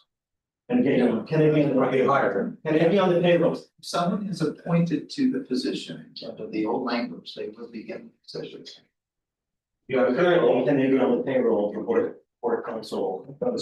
No, So there is a specific tangible difference, I'm looking for details like that, I don't feel like you're talking about all of those different things, I'm not saying I disagree yet, I just simply have it all on the table. well, hold on, get Garrett. And then Rob. Just super quick though, I remember on a previous section, the word appointment did describe some sort of employment with the city, to your point, Stephen. In the charter, it does say something about. I don't know if you're an appointee, you're on payroll, something. So Stephen said, what's the material difference? The material difference is in the former scenario. You have the job, and how long you need or take it away. Yeah. In this scenario, you don't have the job until it gets to council. Okay, I'm Bill. gonna blend Steve, your issue, like I said, and that is, I just was flipping through the dictionary, looking at the two different definitions of the words. A point is a much stronger. It really is, it's, you know, that's suggesting for a job versus that's your job. It can be taken away by a 4-7 vote. If I was looking, and I agree with you, but if I'm not gonna put my job, boy, I have a lot more comfort level knowing that Bill Shafino was appointed to a position. You know, I'm at that point willing to start making some movement towards taking that job versus I'm nominated, okay, I'm gonna wait for a little while and see how that plays out. So I'm torn, you know. Rebecca, I thought, said it very well about talking about the issue of talent retention, so. I'm gonna go wrong, I said Alan, and then I'm gonna do a quick poll just to see where we are. I was gonna make We're gonna a vote. motion and see if we get a second, then we can discuss the motion, that way at least we have a framing of what will be on the table. I'd like to make a motion that we replace the word nominate in all instances and all derivatives of nominate, nomination, nominee. With appoint and derivatives thereof, and we replace the existing word appoint or derivatives of it with the word confirm, so appointment, confirmation, so on and so forth, so every instance that is nominate will be changed to appoint, every instance that will be changed to confirm in section 6.03. So you made a motion, I think someone was seconding that, correct? I did have a question before we get to that point. Go ahead, There'll be discussion, I'll sign it. get a second. Okay, let's do this and I'll make sure you have a minute to respond. So. You have to do all those in favor now. No, you don't go. And we just for show of hands, once Robert's first. It's supposed to be discussing it unless we get a motion the second, that way we can review it, but we're working on it too. So now you. y'all confused me, because y'all ready to move, or we move it, or we The still? question now is to discuss the motion, right? Okay, And then when we're ready, you call us to a vote. okay, So I want to be clear about this, that whatever individual is appointed does not start their position at work or get paid until confirmed. That's a request. I guess, question. as per the motion on the floor, they would begin the job. When? They meet upon appointment. oh. And then. You have to add a Or different nominate. language to affect what you just asked. But by ordinance, city council could change that, right? They could say that nobody is appointed shall start their one major nomination or something. Right, I should say nominated. Yes, the city council can't take away a power from the charter that they would give to speak over the word appoint. But as commonly used, an appointment is used. So you could add language that, I'm just saying, based on the motion that's on the floor, it would not do what you're asking. So right now, currently, that they can be nominated, and then they would start working this job. No, they're not, they can't start working until the council approves the nomination. Council appoints. Appoints, that's the word. Right, sort of, you don't get the job in the current scenario until the council blesses the nomination. In the old scenario, you got the job, and then they can only take it away from you by virtue of the confirmation vote. Within 15 days, With 15 days. But, okay, so what were you asking about, they start working but they don't get paid, what is that? Oh, my point was that by nominating somebody and just. You know, there's nothing that prevents the mayor from requesting 4 meetings with council members before she nominates somebody. That can always happen. So like the 15-day and the public that's kind of why I reject the argument in the letter, is because. I think in both situations, the mayor probably is gonna have that person meet with council before she nominates or before she appoints, and they should. The difference is, does the person start working in the job before council votes? Okay. Because that sets an expectation, there's pressure that goes along with that you were going to confirm this person. Because you don't want to, negatively. Give them a negative impression on the city and effectively fire them 15 days into their new job. Right. It's not, I don't know how anybody can vote no. In good faith with somebody, even if they're acting on real information, I don't know how they can vote no. So they do get paid in this, they don't get paid? It's about when they get on the payroll. It's if you're an appointment, you get paid. If you're a nominee, you don't get. You don't get paid, right now currently what it is they're nominated and they don't get paid, they don't start yet. Okay, And everybody knows about it too, because it's publicly. Right, okay, that's the recruiting issue, because what Rebecca's saying is you want that pressure, you want a little bit of pressure to only. Reject it from a confirmation perspective if it's very material, because otherwise people are not gonna put a name in that. Maybe it's public, the mayor's nominated you for a position. And you get rejected, that's a public thing, and that's what's being raised as an impediment. What happens if they don't act within 15 days? What's the recourse? So the charges, They're in. They're in, Right, charter is. you got 15 days, you don't react. Is an automatic.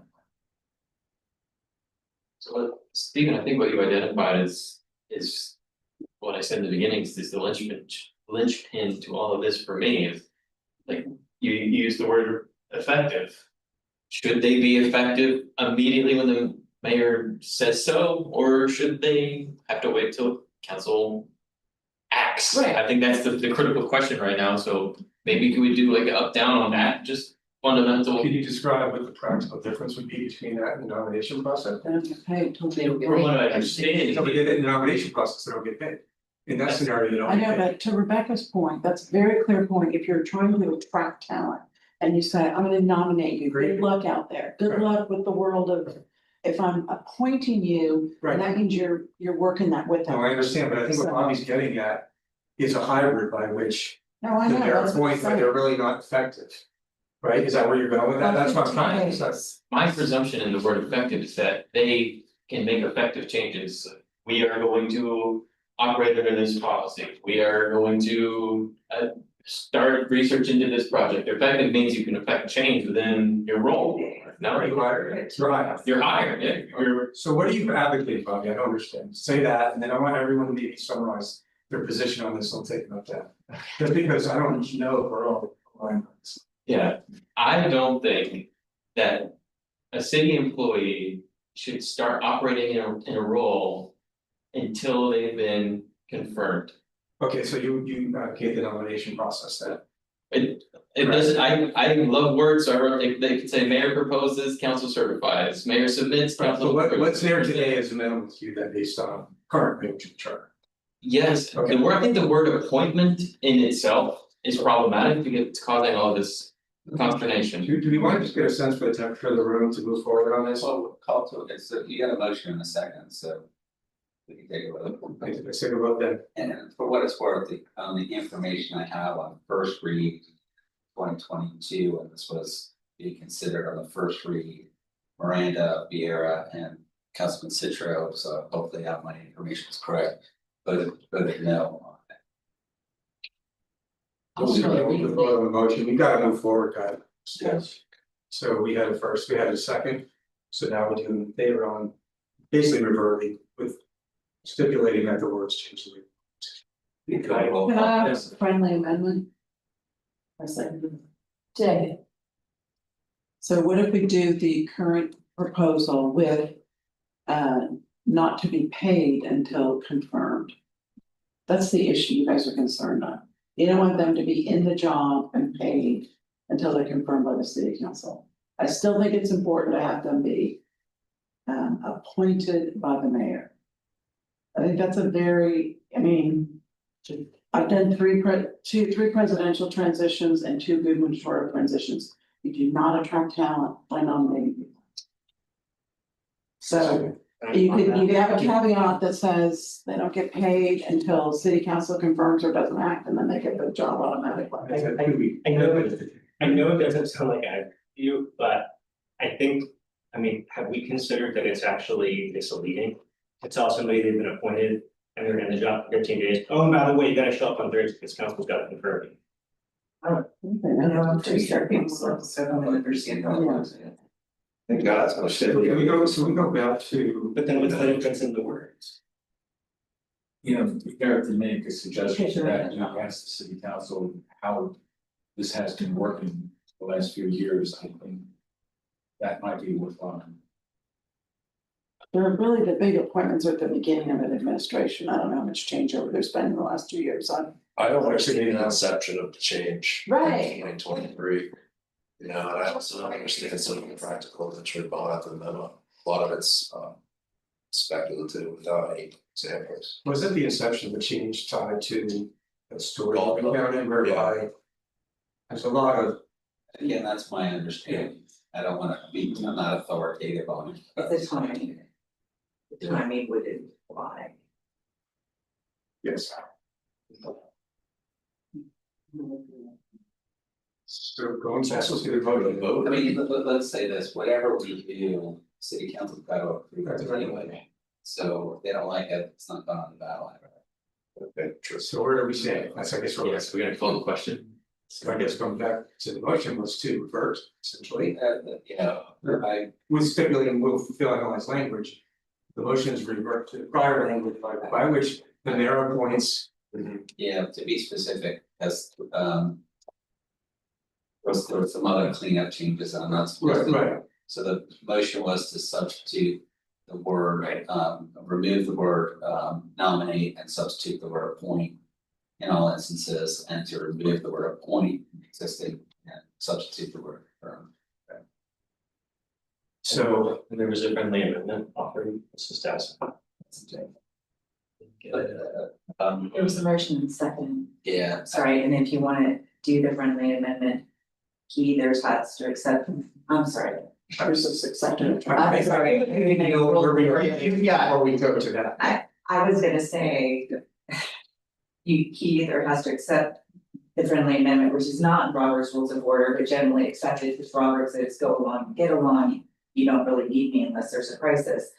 That being said, if not, then I believe you have to, it's a substitute motion and you have to vote on the substitute. You have to vote on accepting the substitute motion and. Right. Yeah, so I just did show of hands, work really fast, but let's get doing it. Right. That's how we've done it, like show of hands, who wants to do this, wants to do that. Can you remind us what your friend? Then we can formalize it. then would you be comfortable with us voting on the amendment and propose it, then we could. I was trying to go with their issue on A, Yeah, which is the issue of somebody being. So let's maybe understand where we stand on the notion of. It being more like it was with stipulating word act, so. So then it's an all in favor question, right? And that's for the chair to ask, and then we'll see who wishes to just go back, I'll use it to someone else. since it's a mix, then we would do a roll call. What I would ask today was, I would like to know, is there still time for that, for them changing, why they changed it originally? First place in 2000. Well, we can ask for that, but I think we want a sense for the group's feelings on this issue now. So I think it's an all in favor question of the seconded motion to summarize, make it closer to what it was before. Might do a roll call, but since we have a plurality. Yeah. But We can just raise our hand. That's what I wanted to do, right? We just do that. Right. It's gonna be voting to know. Who, let me say this, who wants to keep it as it is? Can I do y'all one thing, y'all? Can I just do this, just to get a sense, then we'll go back here. All in favor, raise your hand. Of the motion. Of the motion, raise your hand. 1, 2, 3, 5, 6. All opposed. So we're processing a recommendation and based on that to to unwind this and go closer to where it was, correct? So too early, we're gonna look at all the alternatives. The motion falls. And we're going to, I guess, it's going to change or we're gonna. What am I pushing my ass on? It has been appointed as an official recommendation. Yeah, there you go. So we'll get planning, we'll get planning. Whether we confirm it or not, that's a different. Okay. So we didn't quite get going as fast. Yeah, I don't. We're almost to us. Yeah, no. Wow. You want to go in a break or if it goes away? You gotta go on a break, or you want to keep going? Right, the high, keep going. Keep going. Keep going. Or that's. Okay, so we have that, we'll have to work on language and make sure you see it and bless it. We can do, make a note of that. And. Okay. Serious review. There's also a city attorney memo, is that a new memo related to this? No, this was the second thing from a few years ago Okay, that was out there before and was attached to what the mayor gave us tonight, some deals. okay. It was going back to the reasons, forgotten motions and everything that.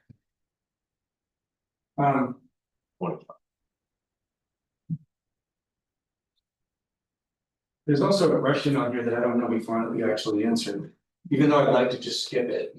Believe it, you can't do that, you wanna talk about those things. Yeah. So this is should interim appointments, including the appropriate length of time, the department head should serve in interim capacity be reviewed. It's one of those things again, where we don't have the substance of the issue, makes it hard. We can ask for that and move on if you wish. Or if you wish, we can speak about it. That was came from council, I mean, I reviewed it and I didn't have any proposed changes that everybody read on 6.03 and there was. Yeah, I mean, that would be nice. Yeah. So we're okay with everything else? With the stipulation that. Thank you, Ron, for the assist. Okay.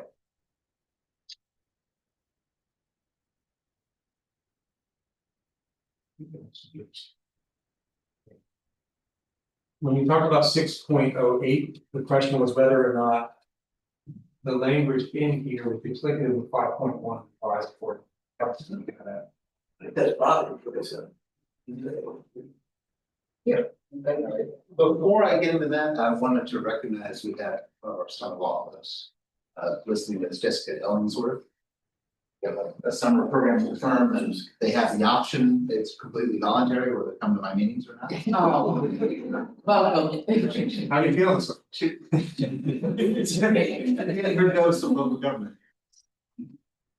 You should have told us at the beginning. I looked at the sections and Bobby, you're right, the language in here is the same. I think though what is important is the context of it. One is in the section regarding departments and one is in the section regarding overall operations of the city. If we were to untangle these two and try to separate out, one is just departments, one is just boards. I think we'd have to add additional language, so we'd have to do clarifying language to make sure that it was understood in the right context. I think the reason it's in here twice is to emphasize the fact that the same process works for outside boards as it does for internal departments and any other thing that might be considered a board. So while it is consistent with each other in the sections, it is additional language, but I think the overall context of where it is in the charter makes sense. Happy to answer any questions. I think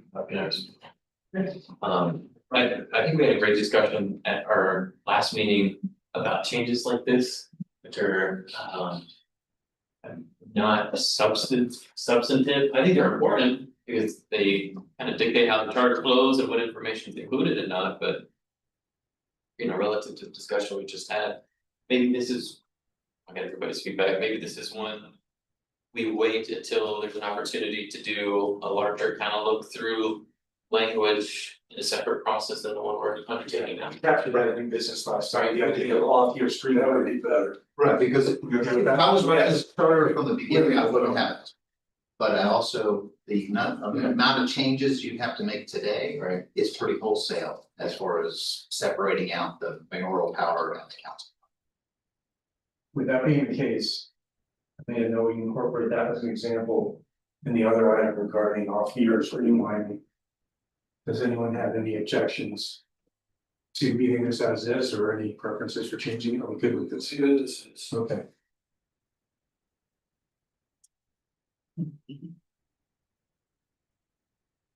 Okay. Thank you, Ken. We're back to budget. So. We're back to budget. And we were. We already entered that, so. We're back to the two elements around this concept of. Of debt being standalone vote. Let's take that one first. Hopefully, do you guys need a minute to look at what city CFO sent? Or do you want me to bring that up? Bring it up on the screen? I would just say. Because we heard the council chair's views on the issue, but do you want to see what Dennis provided? I can do that. Well, It came in before. Before, let me just take temperature, because what I heard from the chair was that it could be handled by ordinance and that flexibility wasn't a bad thing. And so, he did mention that it's in the charter, he criticizes it, but we didn't see that. So I have a recommendation on it, so I'm inclined not to make a change, but I mean, before we pull up other stuff and get into discussion, let's just see if everybody's inclined to make a change based on it. Okay, I too was not inclined to make a change based on what the chair said. What I heard a lot of, I get it, make it simple, but to me, the information's in there. And you gotta do your homework, you gotta drill down. Ordinance would be fine, that didn't offend me at all, to put it in an ordinance, but I would, at the end of the day, the less we amend the charter, the better you are, right? It really is, it's better for the public. sure. They already have a standalone vote on the debt, it's just packaged up. I think what he was advocating is the wrong word, obviously, but. Suggesting maybe is that there would be a vote of debt along with the project. Problem is, he said basically 100% projects require debt. So practically I don't know how that would play out, and I think for that reason, I'm okay with keeping it. Show of hands, leave it as is.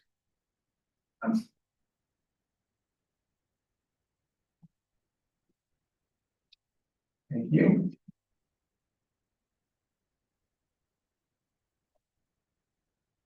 The other question we came back to, do that sometimes, was this concept of the city council. Being able to or not able to initiate a budget amendment. So we talked about that twice in depth, both when the chair was here, today and before.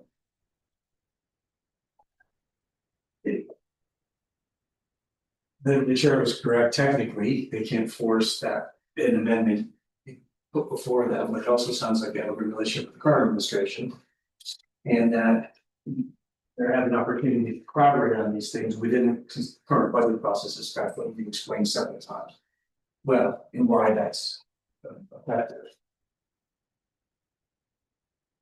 Show of hands. How many people are okay leaving things as they are? Is there in 2, 3, 4, 5, 6? So I'm gonna say leave it, keep moving. So that is question 3.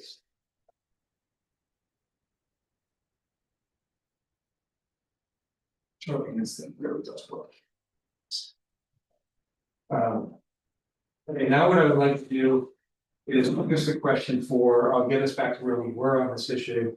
Then I need, with Ken's guidance, to make sure all of you are confirmed that we'd like to ask our esteemed Alderman Allison to speak to this. She's also provided a memo. But going back to the question, what we're really asking here is whether or not the approval or allocation or approval of funds should be coupled with implementation expectations. I'm summarizing the question, right? So those are two different things, paying for it and getting it done. And I think this is related to, we had a public speaker last time around the concept of the general rule around deliver projects on time, keep your promises, don't let cost overruns kill our budgets. Those things are practical issues. So I would like, and I hope I say this the right way. How do I say this? How do I ask the group to allow this? You do that as a chair, to Yes. see if there's unanimous consent to allow Allison to speak on this topic. Sure, do we have unanimous consent to allow that? Speak on this topic? Is there unanimous consent for Allison Hewitt to come and speak on this topic? That's bad. Yes. Yeah. Yeah. Makes me. Sure. Thank you for the work you did in advance. Would you let me bring it up, or do you just want to summarize it from what you already provided? It's Bring it up to up. you. Okay. So you're good, or do you want me to bring it up? Bring it up. Okay, I need to, give me just a second, and I'll watch this.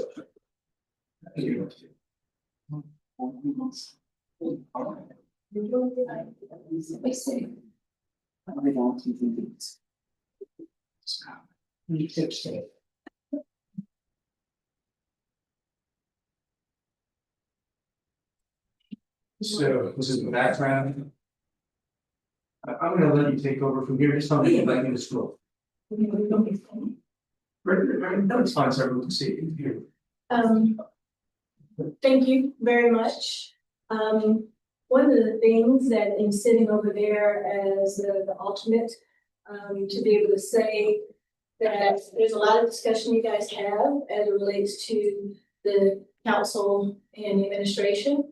And a lot of mine come from what's about the people, the voters, the constituents. You don't have a whole lot of that in your conversation because a lot of the questions come from the city council or from the administration.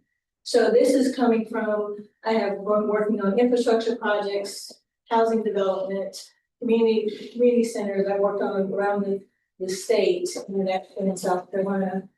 The issue that comes up in the charter is, and what's impacting the community is that the city council approves a budget. And that budget approval is workshops, is to the community, is very community facing. But then, once it gets to the administration picks and chooses which projects we will work on. And so there are communities who wait for years and don't get their sidewalks done, they don't get their projects done. And there's no explanation, there's nothing to say to the administration, it's in the budget, we've approved it, give us a report on it. Or they'll say we're working on it, it's still pending, it's in legal. And you have the budget that is, again, public facing, which I have to say with the chair. The community communication more with city council than the mayor's office. The community feels that they have more ability to touch their city council than they have the administration. So when we say that we're gonna do the sidewalks, there is a list of sidewalks, as a schedule in which is appropriated money for the sidewalks. But that schedule is not followed. It is wherever the projects, the priority projects of the administration, and then we have, let's say, where I live in East Tampa, where we are our communities are pushed down further and further. And so. Yeah, you can just, yeah.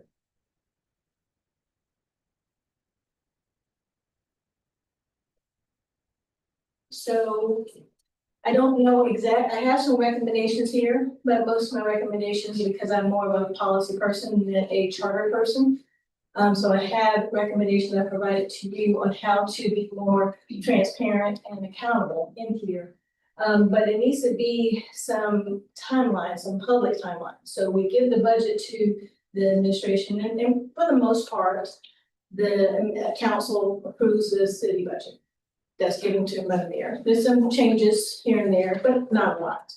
But the mayor doesn't have the workshops in the communities that actual council members have.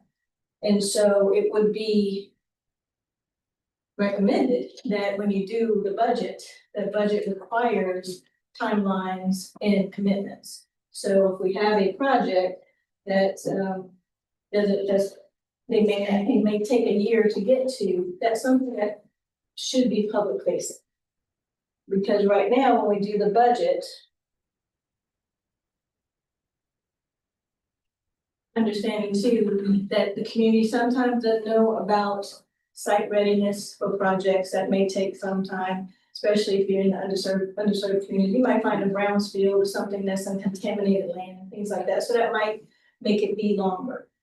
But what we are feeling in the community and the public is that the high profile projects, the projects with people who have money, and the projects will have the headlines, they move. So whether we're in the budget or not to do an affordable housing project, it takes 4 years, whether it's ready to go or not.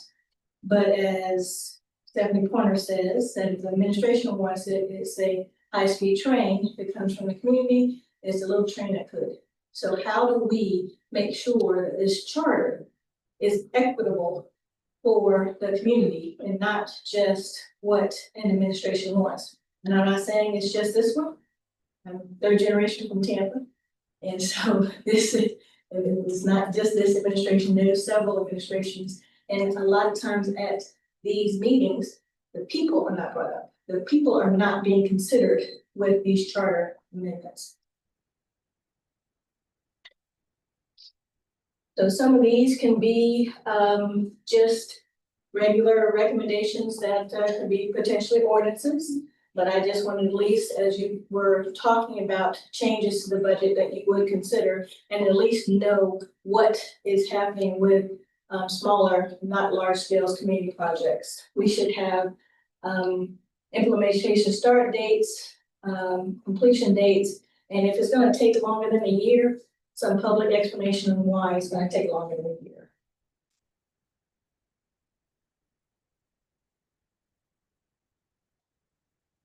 Annual public reporting requirement. I know that y'all have seen the annual reports.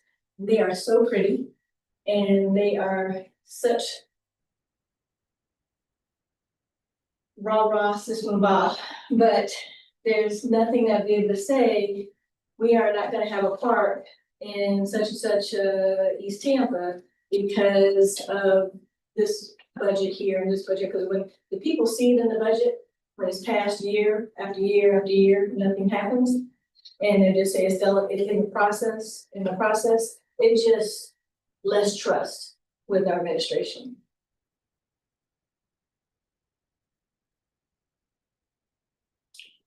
And if there is projects that are continuously not done, that's one of the reasons why when they say that the changes to the budget should maybe come from council, because the community and smaller developers and smaller neighborhood associations are going to council, be able to say, especially in neighborhood associations. But we don't get that same administration, same response when it comes from administration. So if the community is a groundswell, be able to say, we've been focusing on this, it has been budgeted, in some cases it has been budgeted for a couple of years and nothing's happened. So, whether those funds should be reallocated. Is there another project locally or another neighborhood association that would be helpful? But again, because it is such a high climb to get into the administration or someone from the administration to be able to get them to the project, because again, they're busy. Most of the people I know go to their council persons.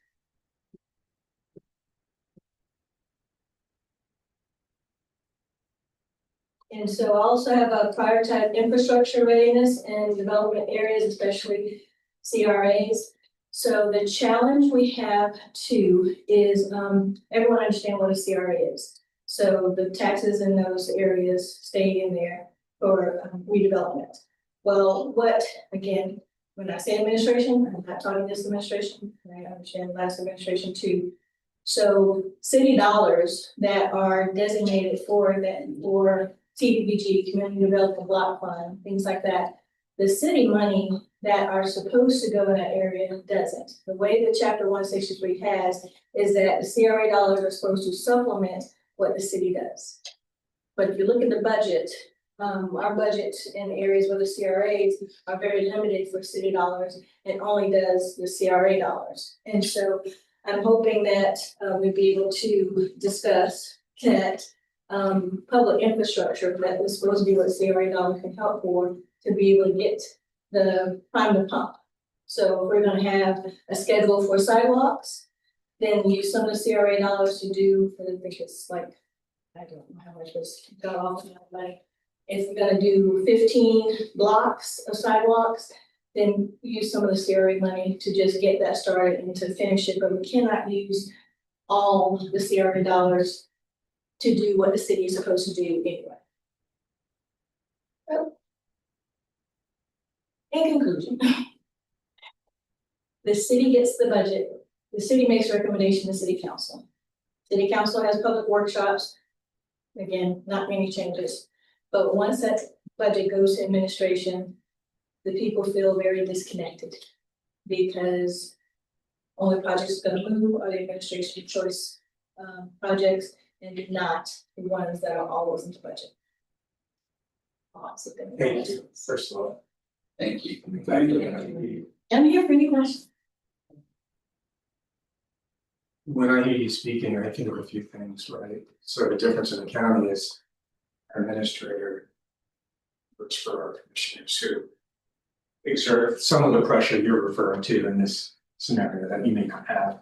I think of it as just how you measure performance, whether it's service levels, project overages, completion times, et cetera. And how do you make accountability in the process so that occurs? To me, this isn't even a funding issue. This is a broader issue around performance in communication and citizen engagement. Where you're headed, I'm paraphrasing, right, is how do we get to a place where maybe the concept around priorities, because it's a strategic planning issue too, concept around priorities, planning, deadlines, how does that get the same kind of attention, scrutiny and formality as the budget does on the financial side, right? That's kind of where I think you're headed on that. Right? How does that become as, again, binding in the beginning, but control so that changes aren't just unknown. Anyway, thoughts from the group, Ron, you have any? I was just gonna say that you mentioned Bonnie Watson's position getting pressure from the county from the commissioners to get the direct feedback, but big differences in the city, the mayor's, Bonnie's not elected by the people, but the mayor's elected by the people, so that pressure would come directly from people. Right, maybe it's not as channeled as it is, because I see the commission versus Bonnie dynamic every day, and even the work I'm doing. I'm committing to timelines, I'm holding people accountable, and it's not everyone with those things on that. A, we have grants we have to do it, but B, that's how you run projects and programs, and that's my background. But I don't know how the people pressure is as directly influencing as commissioner pressure, because commissioner pressure is a phone call. And then everyone jumps, it makes it hard to prioritize, I'll tell you that, because anytime we start here, it changes on Tuesday, it changes on Thursday. We'll go that go. So my question would be, if Allison and the group, is conceptually, I think we're pretty disagree, right? Certain public, right, and informed transparency is critical. But is that something that should find its way into a charter? And if it found its way into, what would it even look like? That's what I'm trying to get my head around. Or is this something that we're going to resolutions and then, but thank you for the work that went into that. These are fairly good points. How best really to facilitate that conduct, because that's what you're trying to do, is encourage good conduct. What I'd like to do, maybe after you ask your, or make your point actually, is get Ken's thoughts on. Can this be fit into a charter construct? Like just thoughts on where it might go to be best. I think that's the. Okay. I think the last meeting, what we were discussing is, making it a requirement for it to be done within the fiscal year. I think that's what we're talking about, or if it can't be done within, right, that's when it was like, that's not practical, right? So then it does come back to Ken, like, what's the best way to word it, is it projects within a certain budget or within a certain amount? Or Well, before we get there. I think it's less about those details and more more about the concept of formalizing. Deadlines. Well, formalizing approach around the entirety of delivery for projects, how that's managed and people are held accountable towards it. In a binding way, but Ken, what are your thoughts on it? Yeah, and just an update, the group asked me to research other charters to see if there was some kind of language, looked at the dozen nearest in size to Tampa, there is no language out there. We deployed one of our AI bots to scrape all the charters and they didn't find anything. So there's not a comparable that I've been able to see on this topic. That's in the charter. Now, it could be done. We'd have to look at either adding a provision, separate section that deals with just kind of reporting or something along those lines. Or we could work it into either the mayoral section or the council authorities. But we'd have to spend some time in terms of crafting.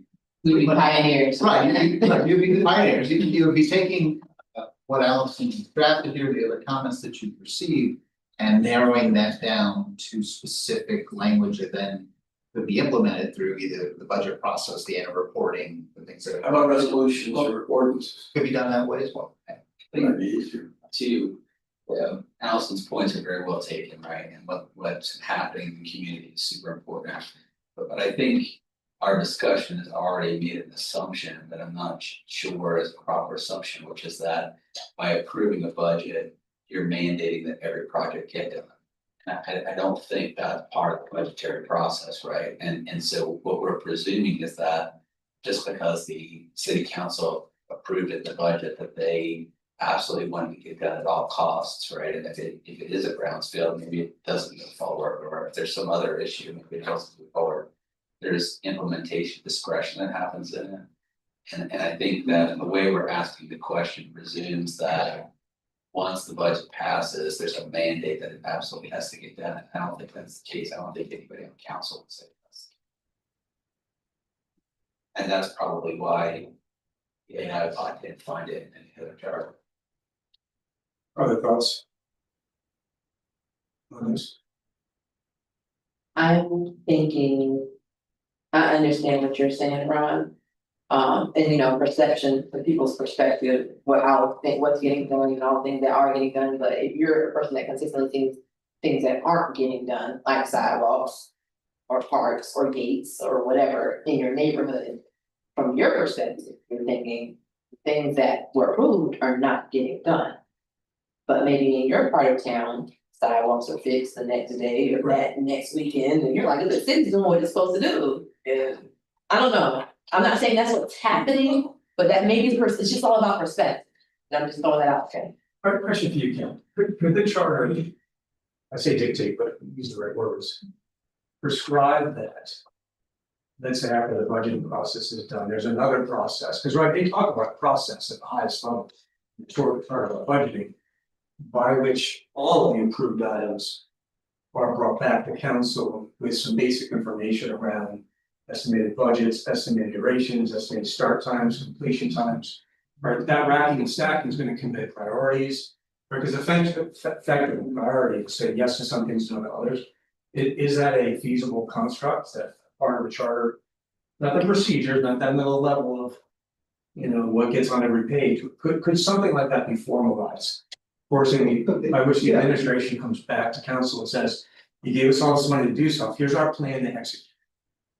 That kind of reporting exists in some format right now, so there's certainly, we could put in language that requires that reports that itemize some of the items that Allison has and others have said have to be done on X basis, whether it's annually or however this group wanted to describe it.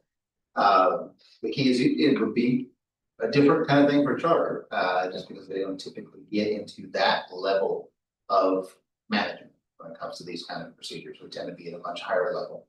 But if it is a community need, it's something that could be done. Could it not be at the same level as how we describe the budget process in the charter? It's just a different process. Right.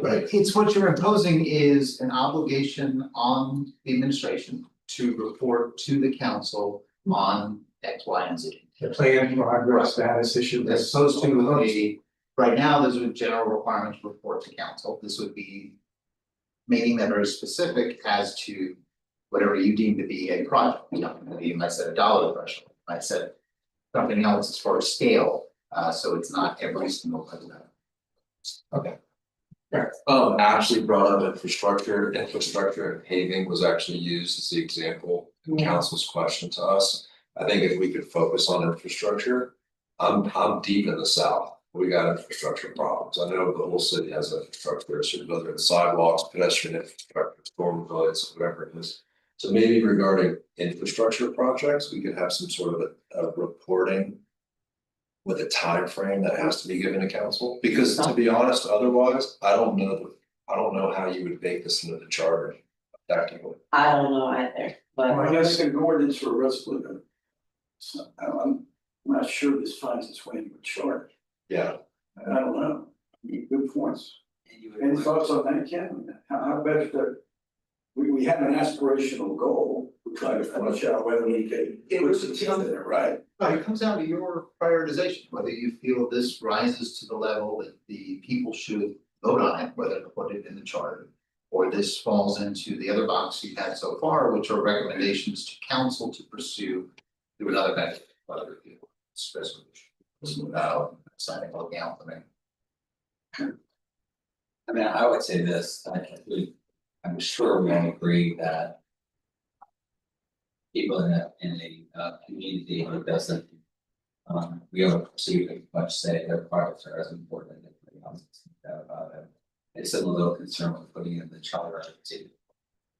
Reporting piece of budgetary impact, and that affects city council too, right? We heard earlier today that there are hundreds and hundreds and hundreds of projects, right, for somebody to spend the people power figuring out, why that easement issue is from people for an extra month. So trying to figure something out, or what the grading issue is with the contractor or something like that, and report on that.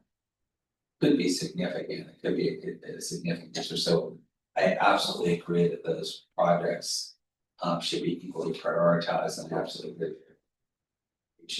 It's not sure that. Mandating reporting of all projects in the charter is. Good policy for the city. Is it good for the community? Well, I would argue what's good for the city is good for the community overall. I mean, I think that our elected officials have a responsibility to implement in a way that's responsive to all the constituents of the city for. Us. I struggle with this one, everything else that was like so fun, so important in transparency.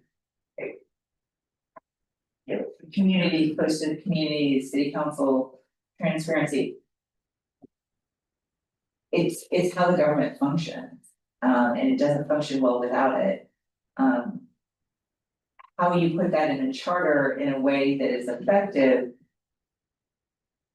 I'm struggling with it, and what Ron says is you have to be careful that you are not then running up costs of projects that already are not moving forward. For those very reasons, you certainly don't want something so detailed as it's held up in, Rebecca Kurt's office for 2 weeks because she's out on maternity leave or something. You don't want that level, I mean, that's like. Adding a bunch of money onto the projects, I certainly wanted to know why sidewalks are done the way that sidewalks are done, and I wanted to know that while I was at the city.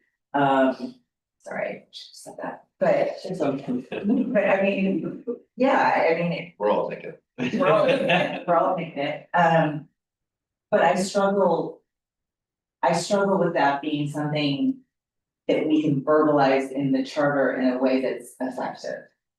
To get it to where it needs to be. And yet I struggle with not doing something because I think it's important, so that's right. I think it's a two-part, but going back to. You're right, you wouldn't get down to the level of someone's out of the office, but I will tell you. Any program or project management group in any government has the information we're talking about. right, they Start dates, finish dates, honestly, compiling should be easy. I saw them, I only say it from my experience, I don't wanna inject myself, but. I'm requiring him for $355 million of grant funding. It can be done, it's just a question of will and leadership. But leaving that aside, the question of whether or not it goes into the charter might be a two-part. In principle, do we want it there? And then the second is the how. I just don't want the how if you guys agree. the how, the stop, the why, right? So, but it's up to you, it's up to you. We Because it sounds like we can do it, it's a question of do we, on to a question. I guess one We question. have comments, right, to the council on this, I mean, I think. And I've been going to post something that I was discussing now, that we propose a statement that it's important that projects be prioritized based on. The needs of the city and the communities, not factors beyond that. And that good communication is important, and we commend the administration and the council about communication. It can fall into the off-charter recommendations list, I would go down I would be interested to look at some proposed language, for charter. just to, that's okay for us, just see what exactly what. Give us something tangible to talk about. Would the group be okay with that as a next step and we'll move on? Somebody who said, not sure about it being in the charter, but it might be because it's devoid of seeing what that could look like. Would that be helpful when we're setting up something? I don't think we can move on, because I think we'd have to, I mean, when you say put that in the charter, I think we have to give some directions to what we want in the charter. Right, the language would reflect where we're going, but I think the suggestion was. Start the conversation with something tangible as opposed to. Subject to this group's review, final changes. But I don't even understand what you mean by that, like what language to do what. Because there were like 6 or 7 recommendations that went out and put up. I think it's language around this concept of reporting and transparency. And engaging the council on some basis around the status of projects. Again, you would have to talk about what goes in there. Kind of the substance of the content Allison covered, yeah, actually. I think, like you said, there is usually a project status Excel or whatever, somebody is in charge of holding that, I feel like, and. Publicizing maybe that information somewhere in a basic form online, so we can at least monitor and see what's going on. Doesn't have to be reported on every city council meeting, but at least it's there for people to go check the status of it, I think that would be helpful. And if you put that to a vote to the community that we will be reporting on the status of projects, I think that's gonna pass unanimously. I don't think anybody's gonna oppose that. It's just, like you said, finding the wording to put inside the charter. I just think it's important that people are. So I'd like to do a kind of bipolar vote to see where we stand. One is to couch this as just an overall recommendation, like some of the other things we might discuss. The other is to just explore the concept of charter language. Show of hands, how many people wish for this to be a general recommendation as opposed to go explore the charter? 2, how many wish to explore the concept of the charter? In both. Prior preference on that, so. First question is general recommendation, not a charter change, show of hands. 2, second preference would be explore but not commit at this point to. Modify or recommending a modification to the charter to account for the substance of what we discussed, show of hands for that. So we have 3, 4. I missed too much. I think that goes better. I don't know what it means like. I guess I would make the point that I would like to see some language that could go either way. It could be, depending on how we all feel, it could wind up being a recommendation to the council. Or it could be potentially, a charter edition, but we would have options. Yeah. And We react to something versus. I'm leaning the recommendation way, I wouldn't want to look at. Can we recognize the mayor's representative, Marlene? Question to be recognized. Yes. To be recognized. Thank you, and I know I'm a member of the public in this capacity in the administration.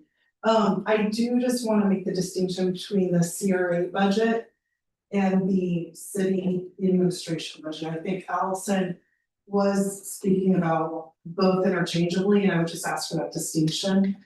And then I would just take a moment to recognize what actually is out there public on the web. What projects, I would argue that every major department has a strategic plan that is published and that is updated on a regular basis. That does include community engagement. And then we also do a community-wide survey. And so there is a lot of public engagement and a lot of plans. And then in addition to, there are standing council motions where we are required to go to council and give updates on different projects. And so those are like, and it depends on what it is, but it's like some of them are quarterly basis, some of them are biannual, it depends on what summer month. So, I would really recommend, maybe, I would ask Allison for more specifics. There is a sidewalk master plan, there is a stormwater master plan. A lot of them are tied to different budgets within the administration's budget. So I would just kind of fact check before, and I'm happy to provide any additional information. Just let me know what else you guys think. Thank you. Yeah. The original question was really forcing the product completion. Once the budget, and we've kind of, I think, talked ourselves into transparency and stuff, but. If what you said is true, the spreadsheets all exist. And certainly a council member can say, I want to see the spreadsheet on that, get it. You get it. Or do what Marley said around motions, and before council updates there. I think the problem is people have to search the Right. information out versus having it be put in front of them, but I also think that's not even really what we're at least being asked in council, the specific question. Last meeting, we talked specifics about timing being attached to specific projects. And if I was gonna answer that question, should funds approved by the council, such as allocations for paving, be required to be expended within that same fiscal year, I would say they should. And, you know, last meeting, I said, maybe we should get someone in here in the contract administration department to talk about what that could look like, you know, if funds had to be expended within the fiscal year. Does that limit the amount of contractors that can service the city? It's a big deal. If it doesn't, and I know the city has purchased some of its own paving equipment. Maybe that is a question we can answer yes, and send it up to council and see what they would have to say. And it does fall with a. Or other time period, it says fiscal year. Or within the specified time period, so I'm there, so regardless, it's adding. Yeah. Concreteness to. Specific time, Right, yes. What happens today if it's not expected? The project doesn't get done. So it's Right, so then what's happening if we make a change? It's still, if it doesn't get done, it's still not. We talked about that last time, how there's like really no teeth behind it. And what I said was, I'd be happy to send it up, even if it didn't necessarily have teeth, because I think it's a great question. So I think the issue is that what is the recourse? It's the only recourse is further delaying the project. What do you mean by that, can you explain that? If you budget for it in a specific year, you're saying, well, if you haven't spent it, I'm gonna take it away. That's the recourse for not acting on it quickly enough. But if the whole point of bringing it up was you wanted to act on it quickly, then why would you then now take it away and not fund the improvement? Well, there's only, That's the conundrum that I have with this whole thing. I don't know what to do. I agree, I agree. I think the only recourse is political. Like council approves a paving project in a particular neighborhood, and it has to be completed within whatever time period specified, and it's not completed. Right, but other than that, you're right, I mean, there really is no. And the citizens in that area are upset about it and they want it to happen quickly. And so the city solution is to take the money away and not do it at all. Like, I don't, like, what is, I'm not saying there isn't a recourse, I'm just asking. Taking the money away can't be the recourse, because I'm deciding whether I'm gonna get a bill at that location. It seems like it is political, of course, if people are happy. To do with council person in there. I just wanted to explain my vote, which is, sorry. I'll be short. My fundamental belief system about the charter, and no one has to agree with me on this, is that the charter sets up the form of government. And it's up to our elected officials in that to do the politics and to do the good government. The charter doesn't mandate good government, it mandates the structure of our government and that we elect people to do the work. And that's what it is. Exactly, it's obviously. I would fully agree with that, I think the sticking point there is in something that goes into the charter, what, and we have to use a shall, right? What is that shall? What shall this person or branch or department do, right? Is that what we have to figure out right now, or maybe we move on to? Well, when we did a quick poll, it sounded like we wanted to explore that anyway. And to have something to react to. Because it might. This will differently when we see language, say, yeah, first of all, that sounds great, it's not gonna tell you how, it's not gonna procedures. It could be shall report or shall provide this information, something to that effect. We wanna proceed on that basis and keep moving and we'll talk about this. Well, do we have a majority? Last time I was from doing another quick show of hands. Last one, about general recommendations, I think two of you prefer just putting it on the general recommendations list, and I think four of you, some people were in the bathroom. We'll say, four of you said, you get undecided upon your return. But the four said, let's have something that we react to next time we meet, just to think about the concept of it going to each other. Fourth time. Well, let's do it again. So I'll ask, You can count four and everything. how many wishes to explore adding this to the charter by virtue of looking at the sample and having more conversation? Show of hands. 1, 2, 3. But I think last time we were talking about like transparency or something. Is this time are we talking about like the specific time period? Just general charter language that. I think it's around accountability, timelines, yeah. I mean, it would, few of us would probably have to put our heads together to get something for you to look at, but it would give you something to look at.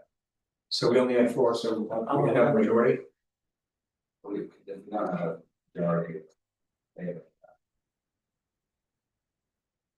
So but we have And like 4 Eric- and 2, and that like means people Eric haven't said, voted. One conversation was about transparency and the other one was about this timeline. So one was a general recommendation that we Presuming that we have to run the other. by preference. So it's 4. No, I know, I just have preference in case. Clearly, some people maybe don't have a preference at all. Yeah, I mean, I'm happy to keep discussing it, I don't feel like I can like, I don't feel like I can do anything. There's a CIP viewer website that is extremely robust, like to Martha's point. It shows a lot of information about money that can be spent and what fiscal year and what phase it's for, like during a project. Mhm. And I'm not saying that this is telling us everything, but the fact that everybody at the table will know about this, man. I'm assuming, and we're about to vote on it, I don't feel like we discussed it enough, so we're gonna take action. What's the website? CIP viewer. So nice with the math and dots. Tampa, it's called Tampa CIP viewer. Okay, it says there's 198 projects in there, I haven't looked at it. Well, let me do this then, let me ask you guys the question that was put before us to see how you think. The question is, when you get approved for budget, should you be tied to some notion of delivery time? It could be fiscal year, it could be long. So the question is, should funds approved by city council be required to be expended in the agreed upon time frame? However we get there is immaterial, it's just the time frame. Could be fiscal year, it could be longer, it could be show of hands. How many people believe that approved funds should be tied to a delivery time frame? One. Should be tied to a binding Yeah. delivery time frame. So 3. So 3 people. Teach specifics and like that. Again, But the question before us is, Except I was just the problem is that there's a difference between infrastructure like you're talking about there. Or other projects, which I think we've discussed, can fall into situations of unanticipated delays that we can't legislate. Why don't we just say maybe? But it presumes too that passing a budget is a mandate to do a project, which is, I don't think it is. I mean, and if it was that. What is it mandated that? So you should, that project has to be. That legally. Just only if the budget item will let the so that gas. so 3, What we would be doing is we would be changing our complexion. let's see, go ahead. No, I mean, I think it's safe to say something like there is a reasonable expectation that the money that is put in a specific project will be spent in it. I think a reasonable expectation is good, but the word binding, I would almost just say that, you said, should be binding. My mind, that's shall. So. Reasonable expectations. What's that? Reasonable expectations. I'm saying the budgeting process, I think there's no reasonable expectation that you're gonna spend the money. I don't know if the charter actually communicates that. So 3 of you said yes. How many people believe we should leave this alone and not change? 1, 2, 3, 4, 5. Sorry, answer. What is it now? What is it now? There's nothing. Well, it doesn't cover Wisconsin. Right. Doesn't cover it all.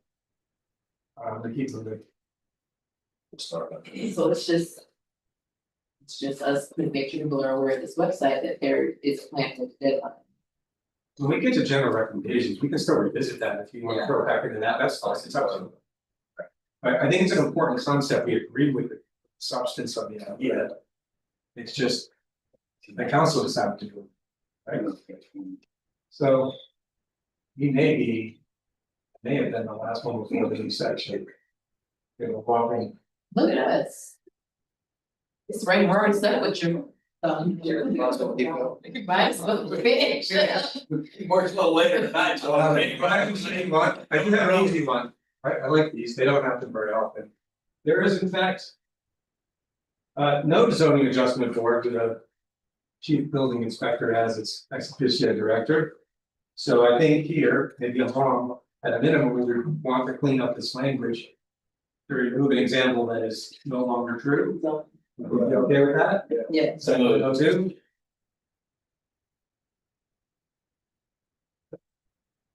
So. We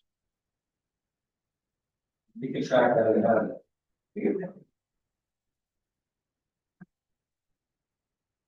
So update. That's stuff. Alright, well. So these are really long sections, everything in the charter is pasted. I'm presuming everyone had a chance to look at this on today's session. Do we have any changes to 10.01? Mommy.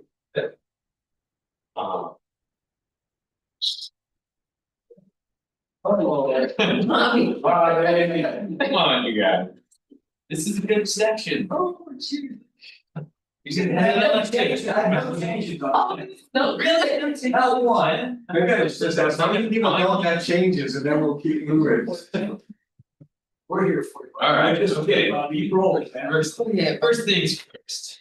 Alright, so Chairman Clendenin opted in and had the opportunity to opine on when elections occur. Did anybody give any, anybody give any thoughts to that? What you said makes sense. I agree. I've given a lot of thought to this over 14 years. And then for 6 years, I didn't pay thought to it, but I've given a lot of thought to it. It's a lot of money. It is a lot of money to build these. And you get lower turnout. At the same time, he's 1,000% right. If you try to put charter amendments, you have a constitutional amendments, those were county amendments, and all the elections and all the judges, you get nothing. Like, people don't even see them, in fact, like the drop off is so dramatic. You can, everything he said was right. That is my thoughts that I have had before. I've never thought about it a lot of money, yes. Way back in the day, locally, especially, people were much more civically engaged. Voter turnout in the early 70s or late 60s was like percent, some places like that. And I think today, so many people are kind of obviously in their own lives, but in the presidential election and international conflicts and whatever it may be, I think we need to have independent elections in March to isolate city issues. Otherwise, our city issues could get caught up in the madness, all these other cycles. So I agree with the chair. What he said. I disagree, Bobby. Yes and no. If I thought about a lot about this too, if I could offer. A middle ground or intermediate point, what do you all think about moving? Keeping it in an odd number year, but just moving it to November, because people are just used to, like, Americans vote in November. It's just kind of out of the blue, like, oh, it's March, we're gonna vote for city council, it's like. You just sometimes lump it in. Midterms, or you're saying Lump it in between? Pepper. So it would be, because of governors, so state and national are an even number of years. But city's always on odd. Keep city odd, but just vote in November, because people are just used to voting in November. This is the gubernatorial, no, that's this year, 26. So you're saying 27 instead of March, November. I hypothetically, see what I'm saying? I see what you're saying, but I'm not really sure. You get your city votes in March, but I think it's in November of that year, what's the difference? The word March, and it's, you know, I know the elections there, people have voted. You know, that's strong, you know, I'm not sure you could go through a charter amendment, change your vote from March to November. And that's like, I think your approach is really just to increase turnout, right? Ultimately, the basis of what you're saying is that it's in November, that you believe it. I personally agree. Sorry, I don't mean to repeat. Yeah, I mean, the turnout in the city is pitiful, it's just embarrassing. I don't think anybody disagrees with that, but. Yeah, I mean, how do we increase it even just a little bit? If people are used to voting in November, put it in November, I don't know, just throwing it out there. I agree that we should have a conversation about what should change in the charter to increase turnout, but I don't know that this would do it. I would like for somebody else to. Wait, I'm just not sure. I don't know, so we're able to do a charter to. Unless, Think of anything, maybe you could go down, I'm open to ideas. one thing, which I don't think there's support for this, one thing you could do is move it to the even year, everybody shows up. I mean, city after city, the voter turnout increases, but it sounds like there's, people are more in favor of the counter. The problem is that even in presidential elections, there is drop off in terms of down ballot. And you know, Rebecca is, and Alan was correct that you start getting past the federal, state elections and it's a precipitous drop off. So on the other hand, yes, voter turnout in spring elections is pathetic. And we're leaving more elections to be decided by a fraction of voting population, but I don't know that there is an easy answer to this. I think from what we heard from the chair, changing it could have the impact of making those people who have more money,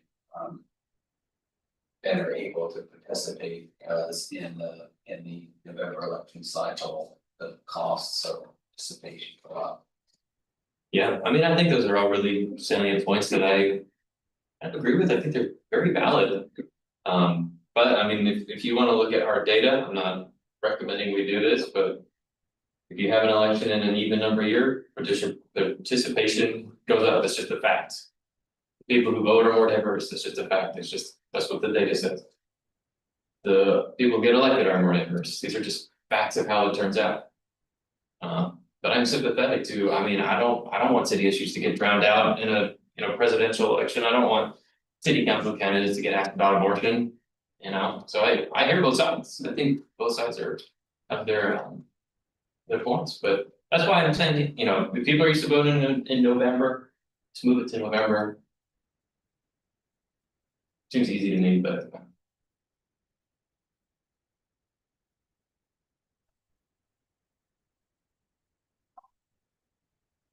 So that's an idea, but we just don't know if.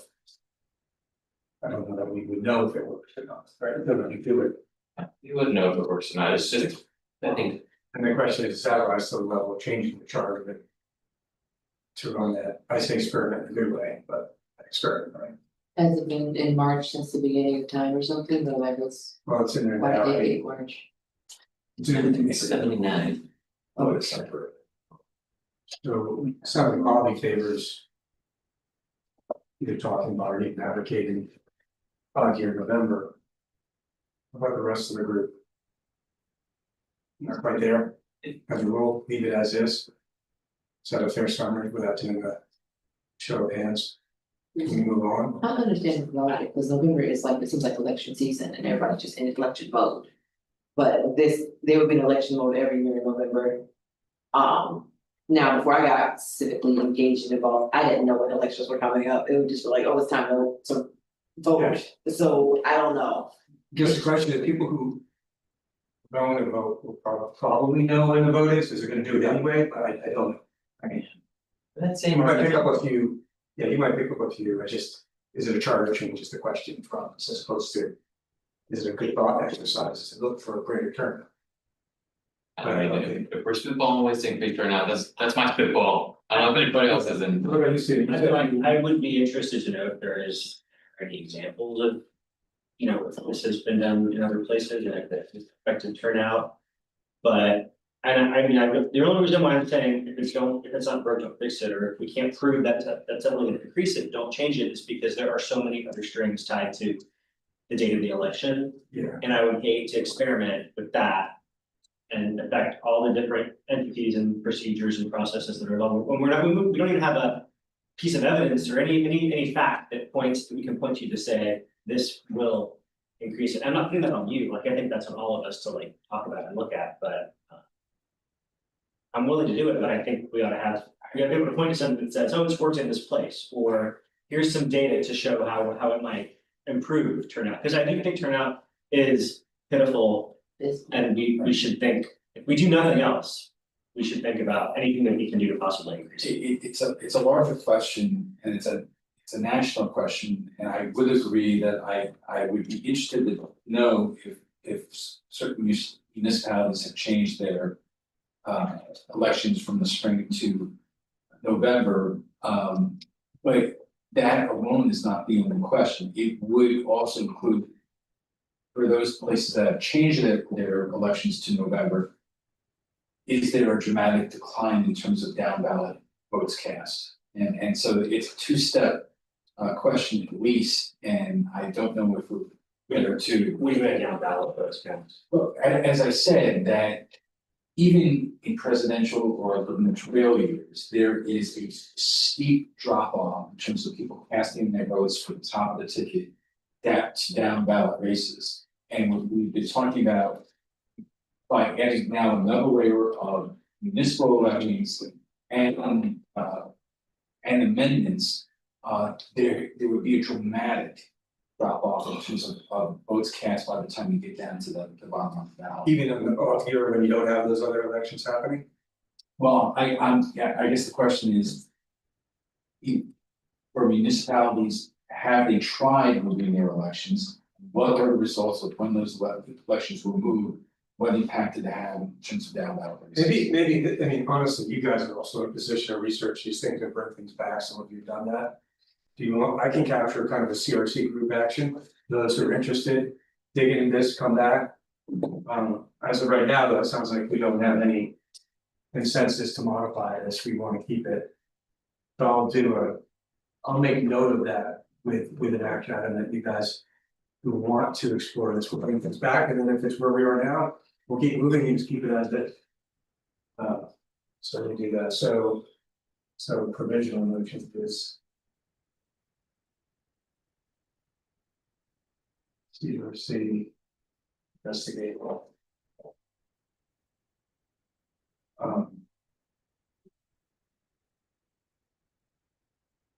That's okay.